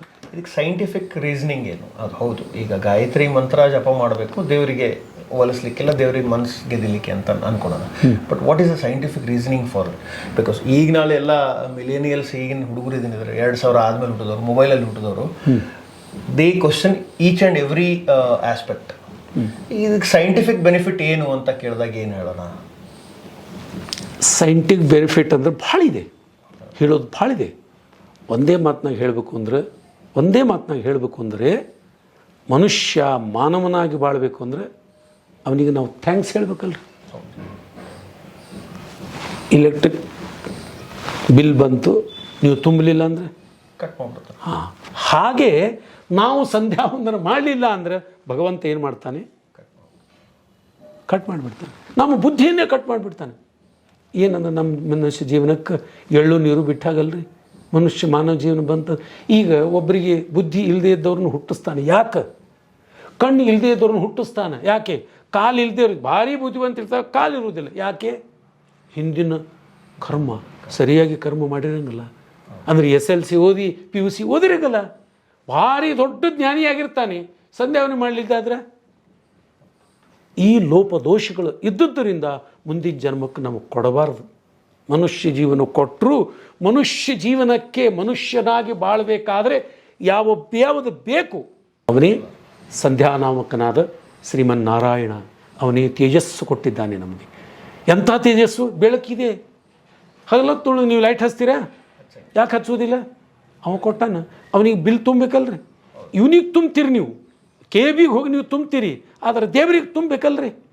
ದೇವರು ನೀರು ಕೊಟ್ಟಾನೆ, ಅದಕ್ಕೆ ಅರ್ಘ್ಯ ಕೊಡೋದು. ಸ್ವಾಮಿ ನೀ ನೀರು ಕೊಟ್ಟಿಲ್ಲ ನನಗೆ, ಓಂ ಭೂರ್ಭುವಸ್ವಃ ಸೂರ್ಯಂತರ್ಯಾಮಿ ನಾರಾಯಣ ಇದಮರ್ಘ್ಯಂ ಬಿಡ್ತೀವಲ್ಲ ನಾವು. ಹಾಗೆ ಪ್ರತಿಯೊಂದಕ್ಕೂ ಸಂಧ್ಯಾವಂದನ ಭಾಳ ಅನಿವಾರ್ಯವಾದದ್ದು. ನಾವು ಧರ್ಮದ ಬಗ್ಗೆ ಮಾತಾಡಿದ್ವಿ, ವೇದಗಳ ಬಗ್ಗೆ ಒಂದು ಸ್ವಲ್ಪ ನೀವು ಇನ್ಫಾರ್ಮೇಷನ್ ಕೊಟ್ರಿ, ಗಾಯತ್ರಿ ಮಂತ್ರದ ಬಗ್ಗೆ ಇನ್ಫಾರ್ಮೇಷನ್ ಕೊಟ್ರಿ. ಅದೇ ಪ್ರಕಾರ ವೇದದ ಪ್ರಕಾರ ಇಲ್ಲ ನಮ್ಮ ಆಚರಣೆ ಪ್ರಕಾರ ಏಕಾದಶಿ ಮಾಡ್ತೀವಿ. ಇವತ್ತು ದೇವಶಾಯಿನಿ ಏಕಾದಶಿ. ಸೊ ಈಗ ಏಕಾದಶಿಯಲ್ಲೂ ಕೂಡ ಬೇರೆ ಬೇರೆ ಹೆಸರ ಮೇಲೆ ಏಕಾದಶಿ ಇದೆ, ಹೌದಾ? ಆಮೇಲೆ ಏಕಾದಶಿ ಅಂತ ಬಂದಾಗ ಈಗ ನಾವು ಯುರೋಪಿಯನ್ ಕಂಟ್ರೀಸ್ ಆಗಲಿ, ಈಗ ಇಂಗ್ಲೀಷ್ ಸ್ಪೀಕಿಂಗ್ ಕಂಟ್ರೀಸ್ ಆಗಲಿ ಎಲ್ಲ ಇಂಟರ್ಮಿಟೆಂಟ್ ಫಾಸ್ಟಿಂಗ್ ಮಾಡೋದು ಹೆಲ್ತಿಗೆ ಬೆನಿಫಿಟ್ ಅಂತಂತಾರೆ. ಈಗ ನಮ್ಮ ವೇದಗಳಲ್ಲಿ ನಮ್ಮ ಪದ್ಧತಿ ಪ್ರಕಾರ ಏಕಾದಶಿ ಮಾಡೋದು, ತಿಂಗಳಿಗೆ 1 ದಿವಸ ನಿರ್ಜಲ ಉಪವಾಸ ಇರೋದು ಹೆಲ್ತ್ ಬೆನಿಫಿಟ್ ಅಂತ ಹೇಳ್ತಾ ಇದ್ದಾರೆ. ಸೊ ಅದರ ಬಗ್ಗೆ ಒಂದು ಸ್ವಲ್ಪ ನೀವು ಇನ್ಫಾರ್ಮೇಷನ್ ಕೊಡ್ತೀರಾ? ಏಕಾದಶಿ ವ್ರತ ಇದೊಂದು ಅತ್ಯುತ್ತಮವಾದ ಧರ್ಮದಿಂದ ಬೇರೆ ಅಲ್ಲ ಏಕಾದಶಿ. ಹೌದು, ಇದೊಂದು ಒಳ್ಳೆಯ ಧರ್ಮ. ಇದು ಏನೊಂದು ಉಪಯುಕ್ತವಾದದ್ದು. ಇದು ಬ್ರಾಹ್ಮಣೇ ಮಾಡಬೇಕಂತಲ್ಲ, ಕ್ಷತ್ರಿಯರು ಮಾಡ್ಬೋದು, ವೈಶ್ಯರು ಮಾಡ್ಬೋದು, ಶೂದ್ರರು ಮಾಡ್ಬೋದು. ಮಹಾಭಾರತದೊಳಗೆ ಉಪಪ್ಲಾವ್ಯ ಇದರೊಳಗಿದ್ದಾಗ ಉಲ್ಲೇಖನ ಮಾಡಿದ್ದಾರೆ ಮಹಾಭಾರತದೊಳಗೆ. ಏಕಾದಶಿ ಯಾರು ಮಾಡಬೇಕು ಅಂದರೆ ಎಲ್ಲರೂ ಮಾಡಬೇಕು. ಇಜ್ಕೊಳ್ಟು ಅಂದರೆ ವಿಶಲ್ಯ ಗರ್ಭಿಣಿ ಭವೇತ್. ಯಾಳು ಬಂಜೆ ಇದ್ದಾಳಲ್ಲ ಏಕಾದಶಿ ಮಾಡೋದ್ರಿಂದ ಅವಳಿಗೆ ಮಕ್ಕಳಾಗ್ತವೆ. ಡಾಕ್ಟರ್ ಕೇಳ್ರಿ ನೀವು. ನಾನು ಇಲ್ಲಿ ಆರತಿ ಶರ್ಮಾ ಅಂತಿದ್ದಾರೆ ಮಕ್ಕಳು ಡಾಕ್ಟರ್. ಏಕಾದಶಿ ಮಾಡಿದ್ರೆ ನಾನು ಸುಮ್ಮನೆ ಮಾತಾಡ್ತಾ ಇರುವಾಗ ಕೇಳಿದೆ ನಾನು, ಏಕಾದಶಿ ಮಾಡೋದರಿಂದ ಹಿಂಗೆ ಮಹಾಭಾರತನಾಗ ಅದ ವಿಶಲ್ಯ ಅಂದರೆ ಬಂಜಿ ಗರ್ಭಿಣಿ ಆಗ್ತಾಳಂತ. ಹೌದ್ರಿ ಆಚಾರ, ಇದು ನೀವೇನು ಕೇಳಿದ್ರಲ್ಲ ಇದು ಸೈಂಟಿಫಿಕ್ಕೂ ನಮ್ಮ ಏಕಾದಶಿ ಉಪಯೋಗ.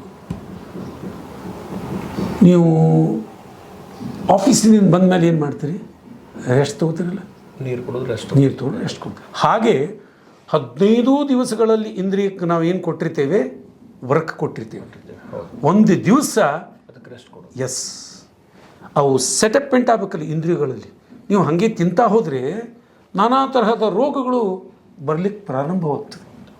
ಅದಕ್ಕಾಗಿ ಸೈಂಟಿಫಿಕ್ಕು ಡಾಕ್ಟರ್ ಕೇಳ್ರಿ, ಇದು ಭಾಳ ಸೈಂಟಿಫಿಕ್, ಭಾಳ ಉಪಯುಕ್ತವಾದದ್ದು. ಭಾಳ ತಿನ್ನಬೇಡ್ರಿ, ಪಥ್ಯ ಮಾಡಿರಿ ಅಂತ ಹೇಳ್ತಾರೆ. ಯಾಕೆ? ನೀವು ಏಕಾದಶಿ ಮಾಡಂಗಿಲ್ಲ, ಪಥ್ಯಾರೇ ಮಾಡಿರಿ. ಈಗ ಚಾತುರ್ಮಾಸ್ಯ ಬಂದದಲ್ರಿ, ಇದು ಶೈನಿ ಏಕಾದಶಿ. ಶೈನಿ ಏಕಾದಶಿ ಹಿಡಿದುಕೊಂಡು ಪ್ರಬೋಧಿ ಏಕಾದಶಿ 4 ತಿಂಗಳ ಭಗವಂತ ಏನು ಮಾಡಿರ್ತಾನೆ ಅಂತಂದರೆ, ಇದು ಕೃಷ್ಣಾಮೃತ ಮಹಾನದೊಳಗೆ ಹೇಳಿದ್ದಾರೆ, ಭಾಳ ಸುಂದರವಾಗಿ ಹೇಳಿದ್ದಾರೆ. ಇವತ್ತಿನ ದಿವಸ ಭಗವಂತ ಮಲ್ಕೊಂಡವ ಯಾವಾಗ ಹೇಳ್ತಾನೆ ಅಂದರೆ ಕಾರ್ತೀಕ ಶುಕ್ಲ ತುಳಸಿ ಮದಿ ದ್ವಾದಶಿ ದಿವಸ ಭಗವಂತ ಹೇಳ್ತಾನೆ. ಇದು ಶಯನಿ, ಅದು ಪ್ರಬೋಧಿನಿ ಏಕಾದಶಿ, ಇದು ಶನಿ ಏಕಾದಶಿ. 4.5 ತಿಂಗಳು ಭಗವಂತ ಮಲ್ಕೊಂಡಿರ್ತಾನೆ. ಆವಾಗ ಮಲ್ಕೊಂಡ ಇರುವಾಗ ಇದು ಆಷಾಢ ಏಕಾದಶಿ, ಭಾಳ ಮಹತ್ವವಾದ ಏಕಾದಶಿ, ಭಾಳ ಮಹತ್ವವಾದ ಏಕಾದಶಿ. ಭಗವಂತ ಸ್ವಾಮಿ ನೀವು ಭಗವಂತ ಹೆಂಗೆ ಮಲ್ಕೋತಾರೆ ಈಗಿನ ಜನ ಸಮಾಜ ಕೇಳ್ತದೆ. ಭಗವಂತ ಮಲ್ಕೊಂಡಂದ್ರೆ ಜಗತ್ತು ಪ್ರಳಯ ಆಗಿ ಹೋಗ್ಬಿಡ್ತದೆ, ಜಗತ್ತು ಅಚೇತನವಾಗಿಬಿಡ್ತದೆ. ಜಗತ್ತಿನ ಕ್ರಿಯೆಗಳನ್ನು ನಡೆಸೋನು ಯಾರು? ಧಿಯೋ ಯೋನ ಪ್ರಚೋದಯಾತ್. ನಾವು ಮತ್ತೆ ಅಲ್ಲೇ ಬರಬೇಕು. ಚೈತನ್ಯವನ್ನು ಕೊಡುವನು ಯಾರು? ಆ ನರನಾಡಿಗಳಿಗೆ ಚೈತನ್ಯವನ್ನು ನೀಡುವನು ಯಾರು? ಅದಕ್ಕೆ ಶಕ್ತಿಯನ್ನು ಕೊಡುವನು ಯಾರು? ಅದಕ್ಕೆ ಪ್ರೇರಣೆಯನ್ನು ಮಾಡುವನು ಯಾರು? ನರನಾಡಿಗಳಿಗೆ ಆ ಶಕ್ತಿಯನ್ನು ಎಷ್ಟೆಷ್ಟು ಬೇಕು ಸರ್, ನಿಮ್ಮ ಕಣ್ಣಿಗೆ ಎಷ್ಟು ಶಕ್ತಿ ಬೇಕು ಅದನ್ನು ಪಾರ್ಸಲ್ ಮಾಡಿದವ್ರು ಯಾರ್ರೀ? ಸ್ವಲ್ಪ ವ್ಯತ್ಯಾಸ ಮಾಡಂಗಲ್ಲ. ಪ್ರಾಣ, ಅಪಾನ, ಉದಾನ, ವ್ಯಾನ, ಸಮಾನ 5 ಜನ ಭಗವದ್ ರೂಪಗಳಿವೆ. ಅಪಾನ ಅಂದ್ರೆ ಹೊರಗೆ ಒಳಗೆ ಇರುವ ಗಾಳಿ, ಹೊಲಸು ಗಾಳಿ ಹೊರಗೆ ಹಾಕಬೇಕಲ್ಲ. ಅಪಾನ ನಾಮಕ ಪರಮಾತ್ಮ ಕೆಳಗಿನಿಂದ ಗುದದ್ವಾರದಿಂದ ಹೋಗ್ತದೆ, ಬಾಯಿಂದ ಬರ್ತದೆ ನೋಡ್ರಿ. ಹಾಗೆ ಪ್ರತಿಯೊಂದು ಇಂದ್ರಿಯಗಳಿಗೆ ಶಕ್ತಿಯನ್ನು, ಚೈತನ್ಯವನ್ನು ಕೊಡೋನು ಯಾರು ಅಂತಂದರೆ ಭಗವಂತ ಒಬ್ಬನೇ. ಅವನೇ ಗಾಯತ್ರಿ ಪ್ರತಿಪಾದ್ಯನಾದವನು. ಮತ್ತು ಮಲ್ಕೊಂಡು ಬಿಟ್ಟ ಅಂದರೆ ಜಗತ್ತು ನಡೆಸೋರು ಯಾರೀ? ಅವನೇ ದೇವ. ಜಗತ್ತಿನ ರಿಮೋಟ್ ಕಂಟ್ರೋಲ್ ಯಾರ ಹತ್ರ ಇದೆ? ದೇವರೇ. ಅವನೇ ಮಲ್ಕೊಂಡ್ಬಿಟ್ಟ ಅಂದರೆ ಅದು ಆಫ್ ಆಯ್ತಲ್ರಿ, ಜಗತ್ತು ನೋಡಿದ ಹೇಗೆ? ಅವೇನು ಮಲ್ಕೋತಾನ್ರಿ ಅಂತ ಅನ್ಬೋದು. ಶಾಸ್ತ್ರಗಳು ಸುಂದರವಾಗಿ ಹೇಳಿದ್ದಾರೆ ಪ್ರಮಾಣ.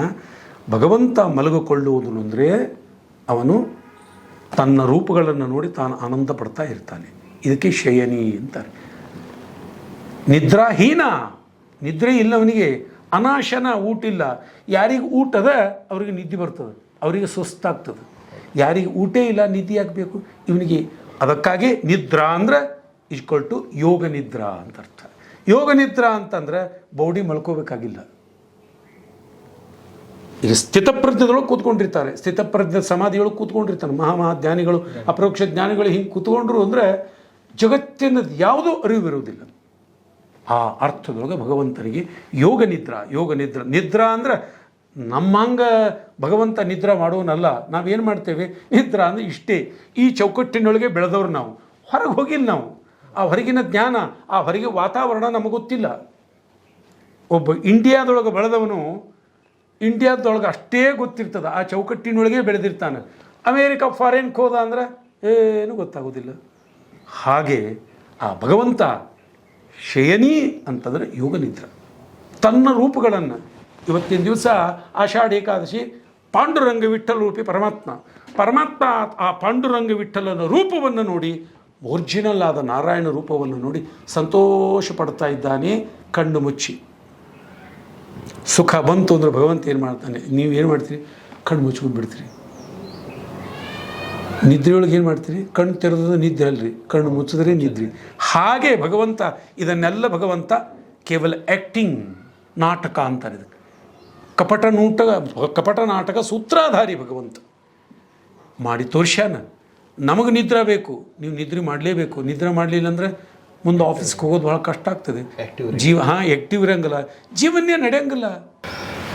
ಆಚಾರ್ಯ, ಈಗ ಏಕಾದಶಿ ಅಂತ ಬಂದಾಗ ವರ್ಷದಲ್ಲಿ ಎಷ್ಟು ಏಕಾದಶಿಗಳು ಬರುತ್ತೆ, ಆಮೇಲೆ ಎಷ್ಟು ಏಕಾದಶಿಗಳನ್ನ ನಾವು ಪಾಲಿಸಬೇಕು, ಕಟ್ಟುನಿಟ್ಟಾಗಿ ಪಾಲಿಸಬೇಕು, ಅದರಿಂದ ಏನೇನು ಬೆನಿಫಿಟ್ಸು, ಯಾಕೆ ಅಂತ ಹೇಳ್ತಾರೆ? ವರ್ಷದೊಳಗೆ ಏಕಾದಶಿಗಳು 24 ಏಕಾದಶಿಗಳು. ಅದರೊಳಗೆ ಮಹತ್ವವಾದ ಏಕಾದಶಿ ಚಾತುರ್ಮಾಸ್ಯದೊಳಗೆ ಬರುವುದು.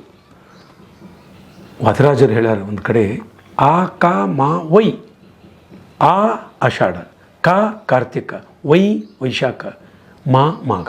ಇವು 4 ಮಾಸದೊಳಗೆ ಮಾಡುವ ಏಕಾದಶಿಗಳು ಭಾಳ ಮಹತ್ವವಾದದ್ದು. ಅದರೊಳಗೂ ಹೈಯೆಸ್ಟ್ ಬೇಕಲ್ರಿ, ಹೈಯೆಸ್ಟ್ ಯಾವುದೊಂದು ಆಷಾಢ, ಕಾರ್ತಿಕ, ಮಲ್ಕೊಂಡಾಗ ಮತ್ತು ಏಳುವಾಗ. ಇವು 2 ಏಕಾದಶಿ ಹೈಯೆಸ್ಟ್ ಏಕಾದಶಿ.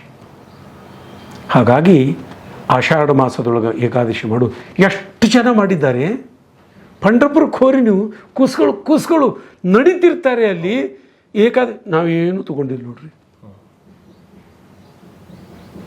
ಇನ್ನೊಂದು, ಇದಕ್ಕೆ ಏಕಾದಶಿ ಮಾಡುವ ಸಾಮರ್ಥ್ಯ ಇಲ್ಲ, ಏಕಾದಶಿ ಮಾಡಬೇಕು ಅಂತ ಮನಸ್ಸು ತೊಗ್ತಾ ಇದೆ, ಅದರ ಶಕ್ತಿ ಇಲ್ಲ.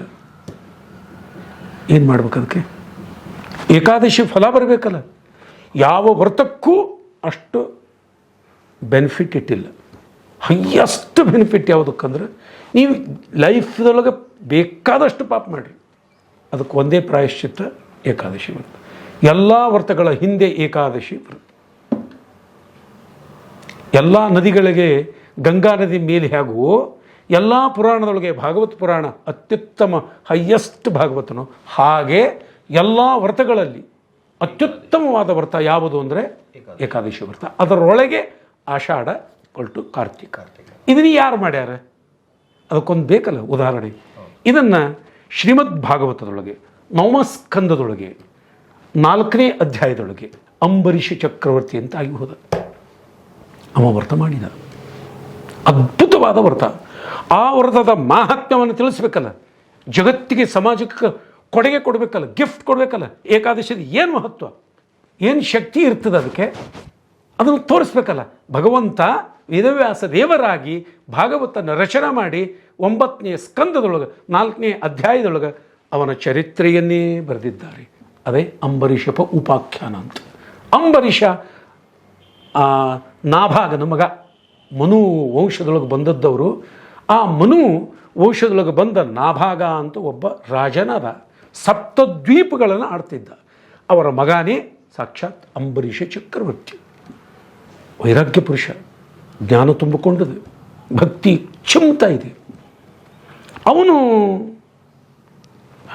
ರಾಜ್ಯ, ಆ ರಾಜ್ಯ ತುಂಬಿ ರಾಜ್ಯ ಇದ್ದಾಗ ಯಾರು ಏಕಾದಶಿ ಮಾಡ್ತಾರೆ? ದೇವರು ಮಾಡಿಸಿದ, ಅಂಥವ್ರೇ ಮಾಡಬೇಕು. ಅಂಥವ್ರು ಮಾಡಿದಾಗ ಬೆನಿಫಿಟ್ ಭಾಳಿದೆ. ಹಾಗೆ ಅಂಬರೀಷ ಚಕ್ರವರ್ತಿ 1 ವರ್ಷ ಕಾಲ ಏಕಾದಶಿ ಮಾಡಿದ. ಇದನ್ನು ತೋರಿಸ್ಬೇಕಲ್ಲ, ಎಂಥೆಂಥ ಜ್ಞಾನಿಗಳು ಕುಂದಿದೆ, ಎಂಥದ್ದೇ ಜ್ಞಾನಿಗಳು ಕುತ್ತಿ ಬೀಳ್ತಾರೆ.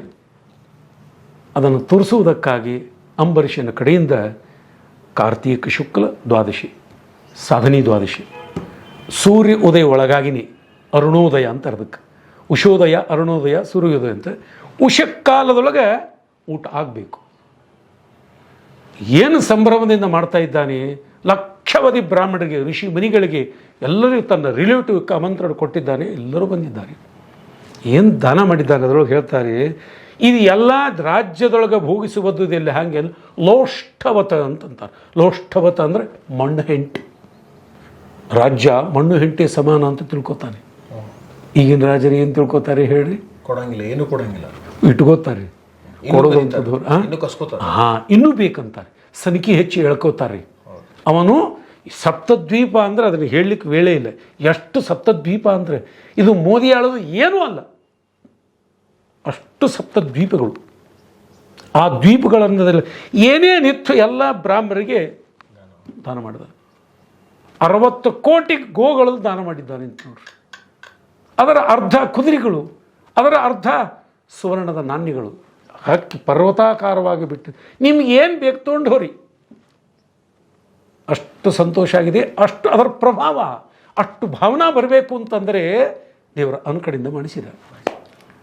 ಏಕಾದಶಿ ವ್ರತ ಮಾಡೋದು ಎದಕ್ಕೆ? ವೈರಾಗ್ಯ ಬೇಕು, ಜ್ಞಾನ ಇರ್ತದೆ, ಭಕ್ತಿ ಇರ್ತದೆ. ಏಕಾದಶಿ ಬಗ್ಗೆ ಏಕಾದಶಿಯನ್ನು ಗಲಗಲ್ ಬಡ್ಕೋತೇವೆ, ಅದರ ನಾಲೆಜ್ ಏಕಾದಶಿ ಮಾಡಬೇಕು ಅಂತ ಇರ್ತದೆ. ವೈರಾಗ್ಯ ಇಲ್ಲಲ್ರಿ, ಬೇಸಿಕ್ ವೈರಾಗ್ಯ ಬೇಕು. ಬಟ್ ಈಗ ಏಕಾದಶಿ ಉಪವಾಸ ಅಂದ ತಕ್ಷಣನೇ ಜನ ನಿರ್ಜಲ ಏಕಾದಶಿ ಮಾಡಬೇಕು ಅಂತ ಕೆಲವು ಜನ ಅಂತಾರೆ. ಬಟ್ ಈಗ ಆ ಏಕಾದಶಿ ದಿವಸ ಫಲಹಾರ ತಿಂತಾರ, ಅವಲಕ್ಕಿ ತಿಂತಾರ, ಏನೇನೋ ಮಾಡ್ಕೊಂಡು ತಿಂದು ಬಿಡ್ತಾರೆ, ಹೊಟ್ಟೆ ತುಂಬ ತಿಂತಾರ. ಅದೇ ಹೊಟ್ಟೆ ತುಂಬ ತಿಂದ ಮೇಲೆ ಅದು ಏಕಾದಶಿ ಮಾಡ್ದಂಗೆ ಹೆಂಗ ಅಲ್ಲ. ಇನ್ನೊಂದು ಶಾಸ್ತ್ರದ ಸೂಕ್ಷ್ಮವಾದ ಪ್ರಮೇಯ ಹೇಳಿದ್ದಾರೆ. ನೀನು ಏಕಾದಶಿ ಮಾಡಿ ಏನೂ ಮಾಡಲಿಲ್ಲ, ಕಲ್ಲು ಕೂತಂಗೆ ಮಲ್ಕೊಂಡು, ಅದಕ್ಕೆ ಏಕಾದಶಿ ಅನ್ನೋದಿಲ್ಲ. ಇದಕ್ಕೊಂದು ಇನ್ನೊಂದು ಸೆಕೆಂಡ್, ಇದು ಆಪದ್ಧರ್ಮ ಅಂತಾರೆ. ಅದಕ್ಕೆ ನೀನು ತಗೊಂಡು ಪಾರಾಯಣ ಮಾಡು, ನೀನು ತಗೊಂಡು ಸ್ಪೀಚ್ ಮಾಡು, ನೀನು ತಗೊಂಡು ಜಪ ಮಾಡು, ಜನರಿಗೆ ಸಂತೋಷಪಡಿಸು, ಏನೋ ಒಂದು ಕೆಲಸ ಮಾಡಿ, ನೀನು ವರ್ಕ್ ಆ್ಯಂಡ್ ವರ್ಸಿಪ್, ದೇವರ ಪೂಜೆ ಅದು. ನೀನು ನಿರ್ಜಲ ಏಕಾದಶಿ ಮಾಡಿ ಏನೂ ಇಲ್ಲ, ಮನೆಯೊಳಗೆ ಗಾದಿ ಹಾಸ್ಕೊಂಡು ಟಿ ವಿ ಹಾಕೋತೆ ನಾನು AC ರೂಮ್ದೊಳಗೆ ನಾನು ಮಲ್ಕೋತೇನೆ ಅಂದ್ರೆ ಏಕಾದಶಿ ಅನ್ನಂಗಿಲ್ಲ, ತೃಪ್ತರಾಗಲ್ಲ. ಹಂಗೆ ಮಾಡಿಲ್ಲ ಚಕ್ರವರ್ತಿ ಅವ. ಏನೇನು ರಾಜ್ಯದ ಕಾರ್ಭಾರಗಳನ್ನು ಮಾಡಬೇಕು, ಮೀಟಿಂಗ್ ಮಾಡಬೇಕು, ಅದನ್ನೆಲ್ಲ ಮಾಡಿ ಏಕಾದಶಿ 1 ವರ್ಷದ ಕಾಲ ಮಾಡಿದ್ದಾನೆ. ಅದನ್ನು ಸಮಾಪ್ತಿ, ಪ್ರತಿಯೊಂದು ವ್ರತಕ್ಕೂ ಒಂದು ಸಮಾಪ್ತಿ ಇರ್ತದೆ. ಸಮಾಪ್ತಿ ಮಾಡೋದಕ್ಕಾಗಿ ಬಂದರು, ಎಲ್ಲರೂ ಬಂದರು. ಸಾಧನೆ ದ್ವಾದಶಿ, ಎಲ್ಲರ ಸ್ನಾನ ಆಯಿತು, ಅನೇಕಾಯಿತು, ಊಟಕ್ಕೆ ಕೂತ್ಕೊಂಡು 10 ಲಕ್ಷ ಜನ ಋಷಿ ಮನೆಗೆ ಎಂಥೆಂಥ ಅಪರೋಕ್ಷ ಜ್ಞಾನಿಗಳು ಬಂದು ಕೂತ್ಕೊಂಡಿದ್ದಾರೆ. ಅವರಿಗೆ ತೀರ್ಥ ಹಾಕ್ಲಿಕ್ಕೆ ಹೊರಟಿದ್ದಾರೆ. ಭಗವಂತ ಪ್ರೇರಣೆ ಮಾಡ್ದ. ದೂರ್ವಾಸರು ಬಂದರು. 10,000 ದೂರ್ವಾಸರು ಕರ್ಕೊಂಡು ಶಿಷ್ಯರು ಓಂ ಭವತಿ ಭಿಕ್ಷಾಂದಿ ಅಂತ ಬಂದ. ಭಿಕ್ಷಾ ಬೇಕು ನನಗೆ, ಊಟಕ್ಕಾಗಬೇಕು, ಬರೀ ಸ್ವಾಮಿಯಿಂದ ಪಾದ ತೊಳೆದು ನೀರು ಕುಡ್ದ. ಸ್ವಾಮಿ ಎಲ್ಲರೂ ಕೂತ್ಕೊಂಡಿದ್ದಾರೆ, ಲಘುನ ಹೋಗಿ ಸ್ನಾನ ಮಾಡಿಕೊಂಡು ನೀವು ಸಾಧನೆ ದ್ವಾದಶಿಗೆ ಬರಬೇಕು. ಹೋಗಿ ನದಿಯೊಳಗೆ ಸರೋವರದೊಳಗೆ ಕೂತ್ಕೊಂಡ್ರು. ಜಲಕ್ರೀಡೆ ಆಡ್ಲಿಕ್ಕೆ ಶುರು ಮಾಡಿದ್ರು ಸಸ್ಯರ ಕಡೆಯಿಂದ ಸಹಿತ. ಇಲ್ಲಿ ತೀರ್ಥ ಇದೆ ಸಾಧನೆ ಹೋದ್ಮೇಲೆ ನಾನು ಊಟ ಮಾಡ್ತೀನಿ ಅಂತಂದ್ರೆ ಅಲ್ಲ, ಸಾಧನೆ ಸಾಧಿಸ್ಬೇಕು. ಯಾವನಿಗೆ ಇನ್ನೊಂದು ಕೃಷ್ಣಾಮೃತ ಮಾರ್ಗದೊಳಗೆ ಭಾಳ ಚಂದ ಹೇಳಿದ್ದಾರೆ. ನನಗೆ ಏಕಾದಶಿ ಮಾಡ್ಲಿಕ್ಕಾಗಿಲ್ರಿ, ದಿನತ್ರಯ ಮಾಡ್ಲಿಕ್ಕಾಗಿಲ್ರಿ, ನಾನು ಸ್ವಲ್ಪ ಏನೋ ಆಹಾರ ತೊಗೊಂಡಿನಿ, ನಾನು ಹಾಲು ಹಣ್ಣು ತೊಗೊಂಡಿನಿ ರೀ, ಅವನಿಗೂ ಸಾಧನೆ ಸಾಧಿಸ್ಬೇಕು ಅಂತ ಹೇಳಿದ್ದಾರೆ. ಲಕ್ಷಾವಧಿ ಜನ ಅವರೇನು ಉಪವಾಸ ಮಾಡಿರ್ತಾರವ, ನೀವು ಅನ್ನೋನಾಗ ಉಪವಾಸ ನಿರ್ಜಲ ಮಾಡಿರ್ತಾರೆ, ಅವರು ಸಾಧನೆ ಸಾಧಿಸಬೇಕು ಅಂತ ಹೇಳಿದ್ದಾರೆ ಧರ್ಮಶಾಸ್ತ್ರದಲ್ಲಿ. ಕೂತ್ಕೊಂಡಿದ್ದಾರೆ, ತೀರ್ಥ ಆಗ್ತಾನೆ ಬಂದರು. ಆಗಷ್ಟು ಅಲ್ಲಿ ಜಲಕ್ರಿಯೆ ಆಡ್ಕೋತ ಭಗವಂತನ ಪ್ರೇರಣೆ ಹೆಂಗಿದೆ ನೋಡ್ರಿ. ಜಲಕ್ರೀಡೆ ಆಡ್ಕೋತ ಕೂತ್ಬಿಟ್ರು. ಈ ಕಡೆ ಋಷಿಮುನಿಗಳೆಲ್ಲ ಹಿಂಗೆ ಕೂತ್ಕೊಂಡ್ರು. ಎಷ್ಟು ಕಾಯ್ತಾರೆ, ಎಲ್ಲ ನೋಯಿಸ್ಕತ್ತು. ಸಾಧನೆ ಸಾಧಿಸ್ಬೇಕು, ನಿನಗೆ ಪುಣ್ಯ ಬರೋಂಗಲೋ. ಎಲ್ಲರೂ ಶಾಪ್ ಕೊಡ್ಲಿಕ್ಕೆ ತಯಾರಾದರು. ಮಹಾ ಋಷಿಗಳೆಲ್ಲ ಏನು ಮಾಡಬೇಕು, ನೀವೇ ಧರ್ಮಶಾಸ್ತ್ರ ಹೇಳ್ರಿ. ಅವ್ರು ಹೇಳಿದ್ರು, ಅವರಲ್ಲೇ ಮಾಡ್ಕೊಳ್ಳಕ್ಕ ನಮಗೆ ತೀರ್ಥ ಹಾಕು, ಕೃಷ್ಣಾರ್ಪಣಮಸ್ತು ಹೇಳಿಬಿಡು. ಕೃಷ್ಣಾರ್ಪಣಮಸ್ತು ಹೇಳಿದ, ನೀನೂ ಊಟಕ್ಕೆ ಕೊಡು. ಬೇಡ್ರಿ ಸ್ವಾಮಿ, ಮಹಾಧ್ಯಾನಿಗಳಿದ್ದಾರೆ, ಯಾರು ದುರ್ವಾಸನ ಸಾಕ್ಷಾತ್ ರುದ್ರದೇವರ ಔಷಧವರು, ಬೇಡ ಅಂದ. ಅದಕ್ಕೊಂದು ಆಲ್ಟರ್ನೇಟಿವ್ ಆಪದ್ಧರ್ಮ ಹೇಳಿದ್ರು, ಒಳಗೆ ಹೋಗಿ ತೀರ್ಥ ತೊಗೊಂಡು ನೀರು ಕುಡಿದ್ಬಿಡು. ಅವರು ಉಪವಾಸ ಅದ್ದಂಗಾಯ್ತು, ಅವ್ರದ್ದು ಸಾಧನ ಮಾದಂಗಾಯ್ತು, ನೀನು ಸಾಧನೆ ಸಾಧಿಸಂಗಾಯ್ತಲ್ವ. ತೊಗೊಂಡ ಬಂದರು ದುರ್ವಾರ್ಷಿಗಳು. ನಾನು ಕರೆದು ನೀನು ನೀರು ಕುಡಿತಿ, ರುದ್ರದೇವರವರು, ಮನೋನಿಯಾಮಕರವರು, ಮನಸ್ಸಿನ ರಿಮೋಟ್ ಕಂಟ್ರೋಲೇ ಅವ್ರ ಹತ್ರ ಇದೆ. ಬಂದು ಶಾಪ್ ಕೊಡ್ಲಿಕ್ಕೆ ಶುರು ಮಾಡಿದ್ರು. ನನಗೆ ಅಪ್ಪಾಣ ಮಾಡ್ತೇನೆ ನೀನು. ಶಾಪ್ ಕೊಡ್ಲಿಕ್ಕೆ ಶುರು ಮಾಡಿದ್ರು ನೋಡ್ರಿ. ಆಗ ದೇವರು ಉಪವಾಸ ಮಾಡಿದ್ದರಿಂದ ದೇವರೊಂದು ಗಿಫ್ಟ್ ಕೊಟ್ಟಿದ್ರು. ನಾವು ಮದುವೆ ಟೈಮಕ್ಕೆ ಕೊಡ್ತೇವಲ್ಲ ಗಿಫ್ಟ್, ಏನು ಕುಂಕುಮ ಹಚ್ಚಿ ಏನು ಕೊಡಬೇಕು, ಹ್ಯಾಪಿ ಬರ್ತ್ಡೇ ಹತ್ತಿ ಏನಾದರೂ ಕೊಡ್ತೇವಲ್ಲ, ಹಾಗೆ ದೇವರು ಏನು ಕೊಟ್ಟಿದ್ದ ಅವನಿಗೆ ಕುಂಕುಮ ಹಚ್ಚಿ ಅಂದರೆ ಒಂದು ಚಕ್ರ, ಸುದರ್ಶನ ಚಕ್ರ ಕೊಟ್ಟಿದ್ದ. ಇದೇ ನಾವು ಹಚ್ಕೋದ್ರು. ಇವತ್ತಿನ ದಿವಸ ನಾವು ಮುದ್ರಾಧಾರಣ ಮಠಾಧೀಶರ ಕಡೆಯಿಂದ ನಿಮ್ದು ಯಾವುದು ಮಠ ಇದೆ ಆ ಮಠದೊಳಗೆ ನೀವು ಗುರುಗಳು ಅಂತ ಪಾಲಿಸ್ತಕ್ಕಂಥವ್ರು ಅವ್ರ ಕಡೆಗೆ ಮುದ್ರಾಧಾರಣ ಮಾಡ್ಕೋಬೇಕು. ಇದು ಚಕ್ರ. ಅದರಿಂದ ಏನದ ಇದನ್ನು ಇವತ್ತಿನ ದಿವಸ ದೇವರು ನೋಡ್ರಿ ಹೊಡೆಸಿದ್ದಾನೆ ನನ್ನ ಬಾಯಿಂದ. ಸುದರ್ಶನ ಮಹಾಜ್ವಾಲ ಕೋಟಿ ಸೂರ್ಯ ಸಮಪ್ರಭ ಅಜ್ಞಾನಾಂಧಸ್ಯಮಿ ನಿತ್ಯಂ ವಿಷ್ಣೋರ್ ಮಾರ್ಗಂ ಪ್ರದರ್ಶಯ. ವಿಷ್ಣುವಿನ ಮಾರ್ಗ ನೀವೀಗೇನು ಮಾಡ್ತಾ ಇದ್ದೀರ ಟೀಕಾಕೃತಪಾದರು, ಇದು ಭಗವಂತನ ಮಾರ್ಗ. ಇದು ವಿಷ್ಣೋರ್ ಮಾರ್ಗಂ ಪ್ರದರ್ಶಯ. ನಿಮಗೆ ಆ ಸತ್ಯಾತ್ಮರನ್ನು ನೋಡಿದ ತಕ್ಷಣ ಈ ಬುದ್ಧಿ ಬರಬೇಕು ಅಂತಂದ್ರೆ ಮಾರ್ಗಂ ಪ್ರದರ್ಶಯ, ಆ ಮಾರ್ಗಕ್ಕೆ ಹಚ್ಚಿದ್ದಾರೆ ಬುದ್ಧಿವಂತರು. ನೀವು ಪುಣ್ಯ ಏನೋ ವಿಶಿಷ್ಟವಾದ ಭಗವಂತ ಪುಣ್ಯವನ್ನು ಕೊಡಬೇಕು ಅಂತ ಭಗವಂತನ ಸಂಕಲ್ಪ ಇದೆ. ಹಾಗೆ ಶಾಪ ಕೊಟ್ಟ ಸ್ವರವಾಯಿತು, ಬಂತು, ಆ ಚಕ್ರ ಬಂತು ನೋಡ್ರಿ, ಕೊಂದು ಹಾಕ್ಬಿಡ್ತು ಅದಕ್ಕೆ ಶಾಪ. ಅಷ್ಟಲ್ದೇನ ಅವನು ಬೆನ್ನು ಹತ್ತು ಓಡಿ ಹೊರಟರು ಸುದುವಾಸರು. ಇದೇನು ಬಂತು ಅವ ಮುಂದೆ ಈ ಚಕ್ರಿಂದ ಬಿಡಲಿಲ್ಲ. ಎಲ್ಲಿ ಹೋದ? ರುದ್ರದೇವರ ಅವರೇ ಒಂದು ರೂಪದಿಂದ ಅವರು ಕೈಲಾಸ ಪರ್ವತಕ್ಕೆ ಹೋದರು. ಇದು ಬರ್ತಾ ಇದೆ, ರುದ್ರದೇವರು ಎದ್ದು ನಮಸ್ಕಾರ ಮಾಡಿದ್ರು. ಇದು ನನ್ನ ಕಡೆಯಿಂದ ಶಕ್ಕಿಲ್ಲ, ಡಾಕ್ಟರ್ ಹೇಳೋದಿಲ್ಲ, ಇದು ಬೇರೆ ರೋಗದ, ಇದ್ರೊಳಗೆ ನಾನು ಸ್ಪೆಷಲಿಸ್ಟ್ ಅಲ್ಲ, ಬೇರೆ ಕಡೆ ಹೋಗಬೇಕು, ಟ್ರೀಟ್ಮೆಂಟ್ ತೊಗೋಬೇಕು ಅಂತ ಹೇಳೋದಿಲ್ಲ. ಇದು ನನ್ನ ಟ್ರೀಟ್ಮೆಂಟ್ ಅಲ್ಲ. ಯಾರು ಹೇಳಿದ್ರು? ರುದ್ರದೇವರು ಹೇಳಿದರು. ನೀವು ಮಾಡ್ಕೊ. ಅವ್ರಿಗಿಂತ ದೊಡ್ಡವ್ರು ಯಾರೇನ? ಸತ್ಯಲೋಕಕ್ಕೆ ಹೊರಡು ಬ್ರಹ್ಮದೇವರು. ಕಣ್ಣು ಮುಚ್ಕೊಂಡು 4 ವೇದಗಳನ್ನು ಅಂತ ಕೂತ್ಕೊಂಡಿದ್ದರು. ಋಗ್ವೇದ, ಯಜುರ್ವೇದ, ಸಾಮವೇದ, ಅಥರ್ವವೇದ, 4 ಮುಖಗಳಿಂದ ಹೇಳ್ರಿ ಬ್ರಹ್ಮದೇವರ ಅಂತ ಎಬ್ಸಿದ್ರು. ಕಣ್ಣು ತೆಗೆದು ನೋಡಿದ್ರು, ಹಿಂದೆ ನೋಡಿದ್ರು, ಸ್ವಾಮಿ ನೀವೇ ಗತಿ ನನಗೆ, ಅನ್ಯಥಾ ಶರಣಂ ನಾಸ್ತಿ ತವೇವ ಶರಣಂ ಮಮ್ಮ. ಬ್ರಹ್ಮದೇವರು ನೋಡಿದ್ದಾರೆ, ಕೈ ಮಾಡಿದ್ರು. ಮೌನ ಬರ್ತಾ ಹೊರತು. ವೇದ ಅಂತ ಇರುವಾಗ, ಮನುಷ್ಯ ವೇದವನ್ನು ಕಲಿತಾ ಇರುವಾಗ, ಯಾವುದೇ ಸಂಧ್ಯಾವನ್ನು ಮಾಡ್ತಾ ಇರುವಾಗ, ದೇವ್ರ ಪೂಜೆ ಮಾಡ್ತಾ ಬ್ಯಾಡ್ರಿ, ಊಟಕ್ಕೆ ಕೂತಾಗೆ ಮಾತಾಡಬಾರ್ದು. ಕಬಲೆ ಗೋವಿಂದ ಅಂತ ಹೇಳ್ತಾರಲ್ಲ, ಇದು ಭಗವಂತನ ಪೂಜಾ, ಇದು ಭಗವಂತನ ಹೋಮ, ಇದು ಭಗವಂತನ ಹವಿಸ್ಸು. ಹಾಗೆ ಬ್ರಹ್ಮದೇವರು ಲೋಕಕ್ಕೆ ತೋರಿಸುವುದಕ್ಕಾಗಿ ಮಾತಾಡಲಿಲ್ಲ, ಹಿಂಗೆ ಕೈ ಮಾಡಿಬಿಟ್ರು. ನಂದಲ್ಲ ಇದು. ಏನು ಬಂತಂದ್ರು, ಕಾರ್ತಾ ಬರ್ತದೆ ಸುದರ್ಶನ ಮಹಾಜ್ವಾಲದು, ಕೋಟಿ ಸೂರ್ಯ. ಒಂದೇ ಸೂರ್ಯಕ್ಕೆ ನಾವು ಹೆಂಗೆ ಮಾಡ್ತೇವೆ ರೀ, ಎ ಸಿ ಹಚ್ಗಳಿಂದ ನಾವು ಜೀವನೇ ವ್ಯರ್ಥ. ನಮ್ಮದು ಎ ಸಿ ತರಲಿಕ್ಕೇ ಬೇಕು. ಈಗ ನೋಡ್ರಿ ನಮ್ಗೆ ಹೆಂಗೆ ಆಗ್ತಾಯಿದೆ. ಇದು ಸಹನ ಮಾಡ್ತಕ್ಕಂಥ ಶಕ್ತಿ ದೇವರು ಕೊಟ್ಟಿದ್ದಾನೆ. ಆದರೂ ನೀವು ಕೇಳ್ತಾ ಇದ್ದೀರಲ್ಲ, ಆದರೂ ನಾನು ಹೇಳ್ತಾ ಇದ್ದಿಲ್ಲ, ಇವರಿಲ್ಲ ಎಲ್ಲರೂ ಕೇಳ್ತಾ ಇದ್ದಾರಲ್ಲ, ಇದು ಭಗವಂತನ ಕಾರುಣ್ಯ. ಯಾರು ದೇವರಲ್ಲಿ ವ್ರತದಲ್ಲಿ ನಿಷ್ಠೆ ಇದೆ, ಭಗವಂತ ಎಲ್ಲಿಂದ ಚೈತನ್ಯ ಕೊಡ್ತಾನೆ, ಅದೇ ದೇವೋಯನ ಪ್ರಚೋದನೆ. ಏನು ಮಾಡ್ಬೇಕಿನ್ನ? ಹಿಂಗೆ ಕೈ ಮಾಡಿದ್ರು. ನನ್ನ ಮೇಲಿನ ಕಡೆ ಹೋಗು ನೀನು, ನನ್ನ ಮೇಲಿನ ಕಡೆ ಅಂದರೆ ಧನ್ವಂತರಿ. ನಾವು ಪರಮಾತ್ಮನೇ ನಮಗೆ ರೋಗ ಸುಮ್ಮನೆ ಹೋಗ್ತೇವೆ ನಾವು. ಧನ್ವಂತರಿ ಫೋಟೋ ಇಟ್ಕೊಂಡು ಧನ್ವಂತರೇ ನಮಃ, ಅಯಂ ಹ್ಯಸ್ತೋ ಭಗವಾನ್, ಅಯಂ ಮೇ ಭಗವತ್ತರ, ಅಯಂ ಮೇ ವಿಶ್ವ ಭೇಷಜು ಶಿವಾಭಿಮರ್ಶನಾಥ್. ಅವ್ರ ಹತ್ರ ಹೋಗ್ರಿ. ಬ್ರಹ್ಮದೇವರು ನೋಡ್ರಿ,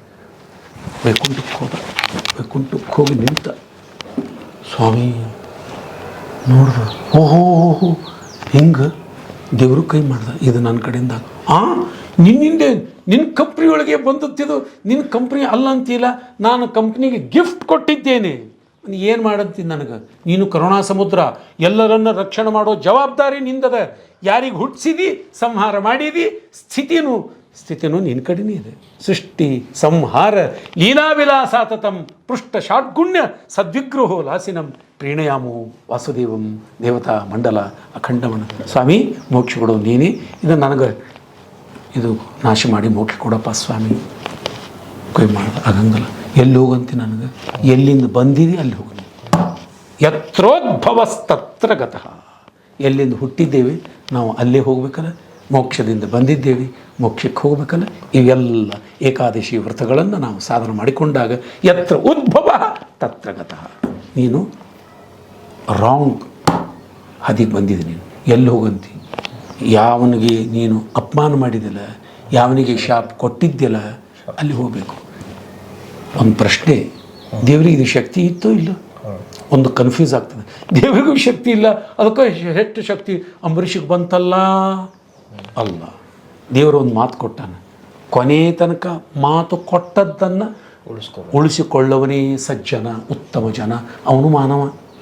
ನಾವು ಅಲ್ಲಿ ಸ್ಪೀಚ್ಗಳೊಂದು ಹೇಳ್ತೇವೆ, ಒಳಗೆ ಬಂದ ಮೇಲೆ ಇನ್ನೊಂದು ಶುರುವಾಗಿರ್ತದೆ. ಅವನು ದುರಾತ್ಮನಃ. ದೇವರ ಹಂಗಲ್ಲ. ಅಹಂ ಭಕ್ತ ಪರಾಧೀನ, ದೇವರು ಕೊಟ್ಟ ಮಾತಿದು, ಸುಂದರವಾದ ಮಾತು. ಕೋಟಿ ಕೋಟಿ ರೂಪಾಯಿ ಕೊಟ್ಟು ಬರುವುದಿಲ್ಲ. ಅಹಂ ಭಕ್ತ ಪರಾಧೀನ. ಭಕ್ತರು ಕೊಟ್ಟ ಮೇಲೆ ಮುಗೀತು, ಅದು ನಿಮ್ಮದು. ಈಗ ಮೊಬೈಲ್ ಇದೆ, ನಿಮ್ಮ ಮೊಬೈಲ್ ನನಗೆ ಕೊಟ್ರಿ, ನೀವು ಇಸ್ಕೊಳ್ಳಿಕ್ಕೆ ಅಧಿಕಾರ ಇದೆಯಾ? ಯಾಕೆ? ನಾನು ಕೊಟ್ಟಿದ್ದೀನಿ, ಇದನ್ನು ನಮ್ಮಮ್ಮ, ನಂದಲ್ಲ, ಇದು ನಿಮ್ಮದು. ಹಾಗೆ ದೇವರು ತೋರಿಸ್ತಾನೆ. ಕೊಟ್ಟ ದಾನವನ್ನು ಮತ್ತೆ ನೀವು ತೆಗೆದುಕೊಳ್ಳಿಕ್ಕೆ ಹವ್ಯಾಸಕ್ಕೆ ಬೀಳಬಾರ್ದು. ಮೊಬೈಲ್ ಕಳೀತು, ಭಾಳ ಮಹತ್ವ, ಕೊಡೋ ಮಹತ್ವ. ನಿಮ್ಮ ಫ್ರೆಂಡಿಗೆ ಹೇಳಿದ್ರಿ ಮೊಬೈಲ್ ಕೊಡೋ ಅಂತಂದರೆ ಕೊಡ್ಬೋದಮ್ಮ, ಆದರೆ ನಿಮ್ಗೆ ಆ ಪಾಪ ಅಂಟ್ಕೋತದೆ. ಅದಕ್ಕೆ ಪ್ರಾಯಶ್ಚಿತ್ತ ಇಲ್ಲ. ಇರಲಿ, ಅಂತೂ ಅವನು ತಿರುಗಿ ಎಲ್ಲಿ ಬರಬೇಕು? ಎಲ್ಲಿ ಅಪಮಾನಿತನಾಗಿದ್ದಾನಲ್ಲೋ ಅಲ್ಲಿ ಬರಬೇಕಾಯಿತು. ಬಂದ. ಯಾವಾಗ ಬಂದ? 1 ವರ್ಷ ಆದಮೇಲೆ ಬಂದ. ಅದೇ ಸಾಧನೆ ದ್ವಾದಶಿ ಇತ್ತು ನೋಡ್ರಿ. 1 ವರ್ಷ ತಿರುಗಾಡಿಸೋದು ನೋಡಿ ದೇವರು. ಮಾಡಿದ ಪಾಪ, ಗುರುಗಳ ದ್ರೋಹ, ಸಜ್ಜನರ ದ್ರೋಹ, ತಜ್ಜನ ಮಾಡಿ ಅಪಮಾನ, ಇನ್ಸಲ್ಟ್. ಭಗವಂತ ಸಹನ ಮಾಡೋದು. ಯಾರಿಗೆ ಅಪಮಾನ ಮಾಡಿದಿ ಅವರಿಗೆ ಹೋಗಿ ನೀನು ಶರಣಾಗತನಾಗಬೇಕು.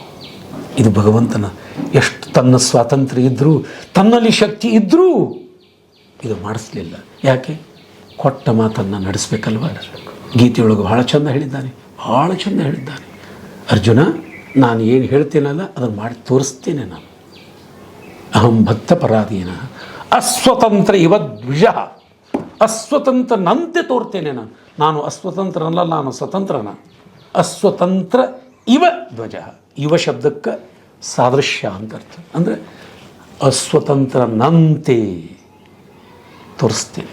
ಎಲ್ಲೋ ಅಲ್ಲಿ ಹೋಗು, ಬಂದ್ರಲ್ಲಿ ಬಂದು ಹೋಗಿ ನಮಸ್ಕಾರ ಮಾಡೋದು. ಸ್ವಾಮಿ ಬರ್ರಿ, ಭಾಳ ಚಲೋ ಆಯಿತು. ಅವನಿಗೆ ಅಪಮಾನ ಆದದ್ದು ಹಚ್ಕೊಂಡು ಮರ್ತು ಬಿಟ್ಟಿದ್ದೆಲ್ಲ. ಅವ್ವ ಅಪ್ಪ ಬೈತಾರೆ ನಿನಗೆ, ಬೈದರು ಬೈದರು ಬೈದರು, ಕೊನೆ ತನಕ ಅದನ್ನೇ ಓದ್ಕೊಂಡು ಊಟಿಲ್ಲ, ತಿಂಡಿಲ್ಲ, ತೀರ್ತಿಲ್ಲ, ಅಭ್ಯಾಸ ಇಲ್ಲ, ಎಜುಕೇಷನ್ ಇಲ್ಲ, ಎಲ್ಲ ಹಾಗೆ ಕೂಡ್ತೀಯ ನೀನು? ಇಲ್ಲ, ಅವರು ಬೈದಿದ್ದು ಒಳ್ಳೆಯದಕ್ಕೆ. ಆಡಲಾದವರಾದದ್ದೆಲ್ಲ ಆಶೀರ್ವಾದವೆಂದು ಮಾಡಿಸಬೇಕು. ಗುರುಗಳು ಹೇಳಿದ್ದಾರೆ, ಸಾಧನಕ್ಕೆ ಬಗೆಗಾಣಿ ಎನ್ನಬಹುದೇ. ಇದೇ ಸಾಧನ, ದೊಡ್ಡ ಸಾಧನ ತೋರಿಸ್ಬೇಕಾಗಿದೆ. ಜಗತ್ತಿನೊಳಗೆ ಮಾನ್ಯವಾದ ವ್ರತ ಯಾವುದು ಅಂತಂದರೆ ಏಕಾದಶಿ ವ್ರತ. ಅದರೊಳಗು ಮತ್ತು ಕಾರ್ತಿಕ ಏಕಾದಶಿನೇ ಬಂತು ನೋಡ್ರಿ. ಏನು ದೇವ್ರು ಹೆಂಗೆ ಸೆಟಪ್ಮೆಂಟ್ ಮಾಡಿರ್ಬೋದು ನೋಡ್ರಿ. ನಮಗೆ ಸೆಟಪ್ಮೆಂಟ್ ಮಾಡ್ಲಿಕ್ಕೆ ಆಗ್ತದೆ? ಪ್ಲ್ಯಾನಿಂಗ್ ಇದ್ದರೂ ದೇವರು ನಡೆಸಿಕೊಡಂಗಿಲ್ಲ. ಈಗ ಅವ್ರು ಹೆಂಗೆ ತಿರುಗಿ ಬಂದರು, ನೀವು ಹೇಳಿದ್ರಿ 1 ವರ್ಷ ತಿರುಗಿ ಬಂತು ಆ ಏಕಾದಶಿಗೆ. ಈಗ ನಾನು ಈ ಸಿನಿಮಾ ಶುರು ಮಾಡಬೇಕಾಗಿದ್ದು ಚಾತುರ್ಮಾಸದಲ್ಲಿ, ಹೋದ ವರ್ಷ. ಓಕೆ, ಸ್ವಾಮಿಗಳು ಅಪ್ಪಣೆ ಎಲ್ಲ ಸಿಕ್ಕ ಮೇಲೆ ಶುರು ಮಾಡಬೇಕಾಗಿತ್ತು. ಏನೇನೋ ಪರೀಕ್ಷೆಗಳು, ಪರೀಕ್ಷೆ ಎಲ್ಲ ಸುತ್ತಿ ಆ ಪರೀಕ್ಷೆಗಳನ್ನು ಎದುರಿಸಿದ ಮೇಲೆ ಆಲ್ಮೋಸ್ಟ್ ಗಿವ್ ಅಪ್ ಮಾಡೋ ಟೈಮಲ್ಲಿ ಮತ್ತೆ ಇದೇ ಚಾತುರ್ಮಾಸ ಸಮಯಕ್ಕೆ ನಂದು ಸಿನಿಮಾ ರೆಡಿ ಆಗಿ ಶುರು ಆಗ್ಲಿಕ್ಕೆ. ಸೊ ಎಲ್ಲೋ ನೀವು ಅಂಬರೀಷನ ಅಂಶ ಇರಬೇಕು.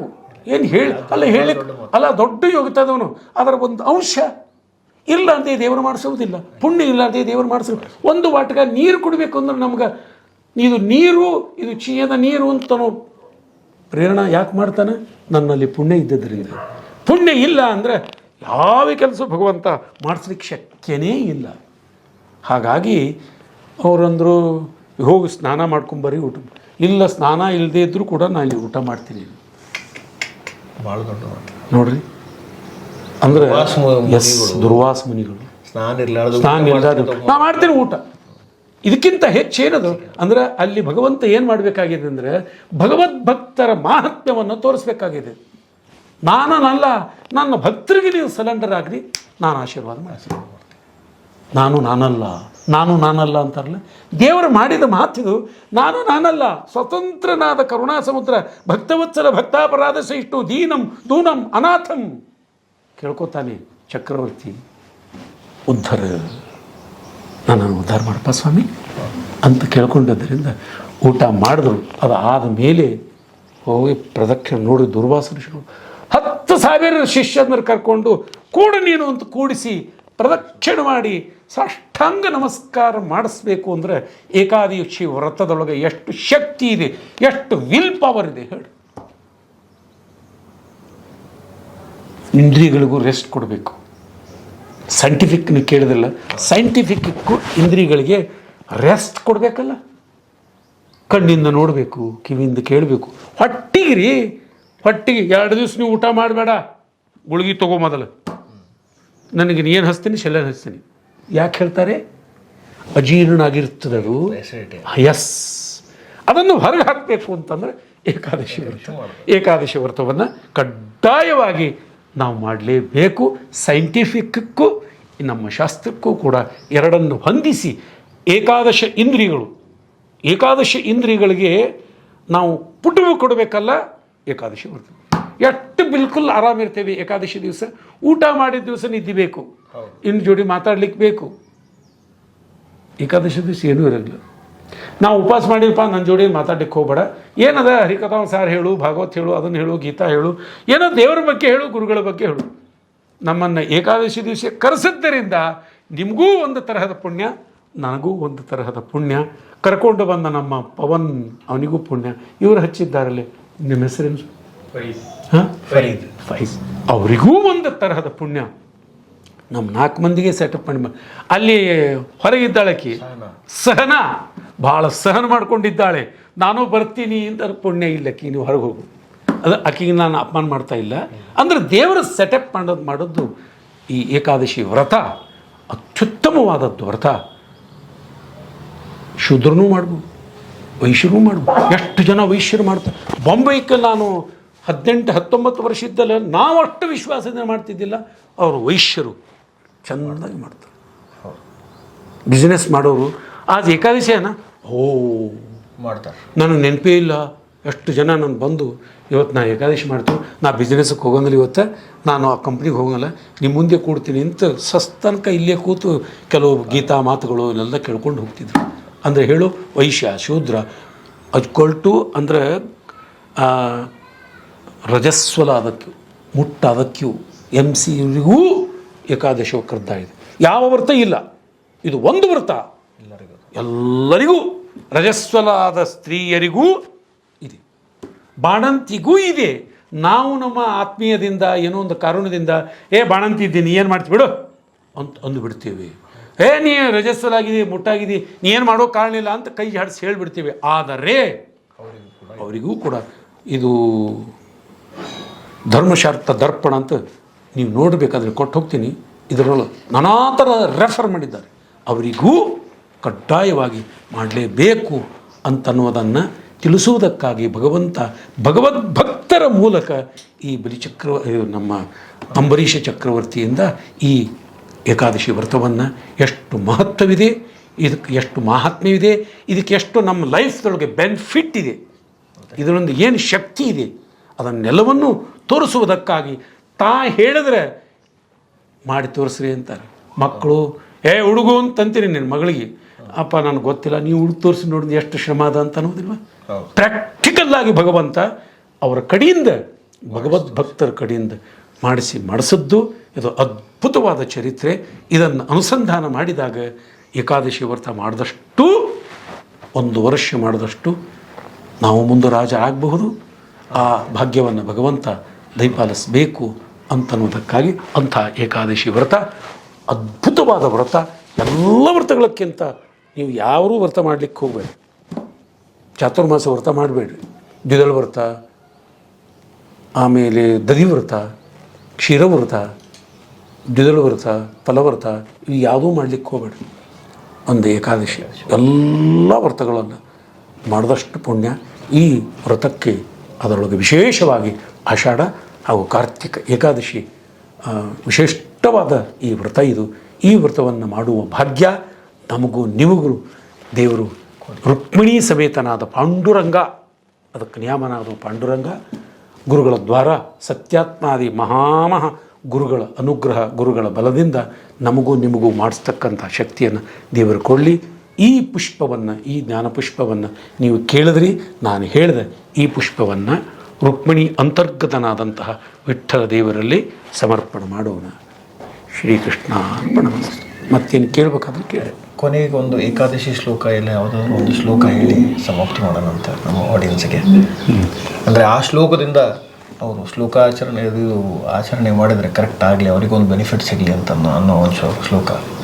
ಏಕಾದಶಿ ವ್ರತದಿಂದ ನಾರಾಯಣ ರೂಪಿ ಪರಮಾತ್ಮ ಈ ಏಕಾದಶಿ ವ್ರತವನ್ನು ಮಾಡಬೇಕು ಅಂತನ್ನುವುದನ್ನು ಹೇಳಿದ್ದರಿಂದ ಆ ಶ್ಲೋಕದಿಂದ ನಾವು ಸಮಾಪ್ತಿಯನ್ನು ಮಾಡೋಣ.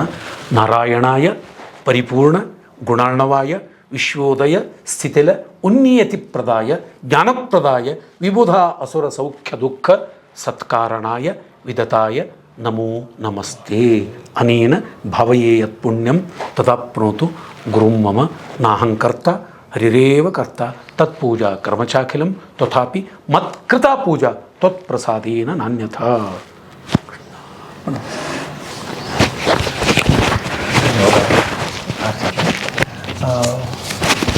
ನಮ್ಮ ಆಡಿಯನ್ಸ್ ಇವತ್ತು ಕೇಳಿದ್ರಿ, ಧರ್ಮದ ಬಗ್ಗೆ ಒಂದು ಸ್ವಲ್ಪ ವೇದದ ಬಗ್ಗೆ ಮಾತಾಡಿದ್ವಿ.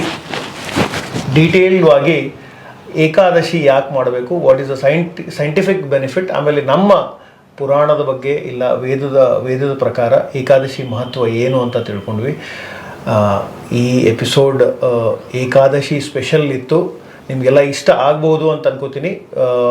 ಕೆಲವು ಲಾಸ್ಟ್ ಎಪಿಸೋಡ್ಗಳಲ್ಲಿ ನಮ್ಮ ಏನು ಕಮೆಂಟ್ಸ್ ಬಂದಿದೆ ಯೂಟ್ಯೂಬಲ್ಲಿ ಬಹಳ ಚೆನ್ನಾಗಿ ಬರೆದಿದ್ದೀರಾ. ಬೇರೆ ಬೇರೆ ಡೀಟೇಲ್ಸ್ ಮೇಲೆ ಮಾತಾಡಿ ಅಂತ ಹೇಳಿದ್ದಕ್ಕೆ ನಾವು ಇವತ್ತಿನ ಟಾಪಿಕ್ ಚೂಸ್ ಮಾಡಿ ಇವತ್ತು ಮಾಡಿದ್ವಿ. ಗಿರೀಶ್ ಆಚಾರ್ಯರಿಗೆ ನಮ್ಮ ಕಡೆಯಿಂದ ಶತನಮನಗಳು. ಮತ್ತೆ ಇನ್ನೊಂದು ಟಾಪಿಕ್ ಮೇಲೆ ಮತ್ತೊಂದು ಸರ್ತಿ ಮಾಡೋಣ ಅಂತ ಅನ್ಕೋತೀನಿ. ಸೊ ಇನ್ನೂ ಜಾಸ್ತಿ ಇನ್ಫಾರ್ಮೇಷನ್ ಆಚಾರ್ಯ ಕಡೆಯಿಂದ ಪಡೆದುಕೊಳ್ಳೋಣ. ಸೊ ಮತ್ತೆ ಭೇಟಿ ಆಗ್ತೀವಿ. ಮೈಕ್ರೋಫೋನ್ ಕನ್ನಡ. ಧನ್ಯವಾದಗಳು. ನಮಸ್ಕಾರ.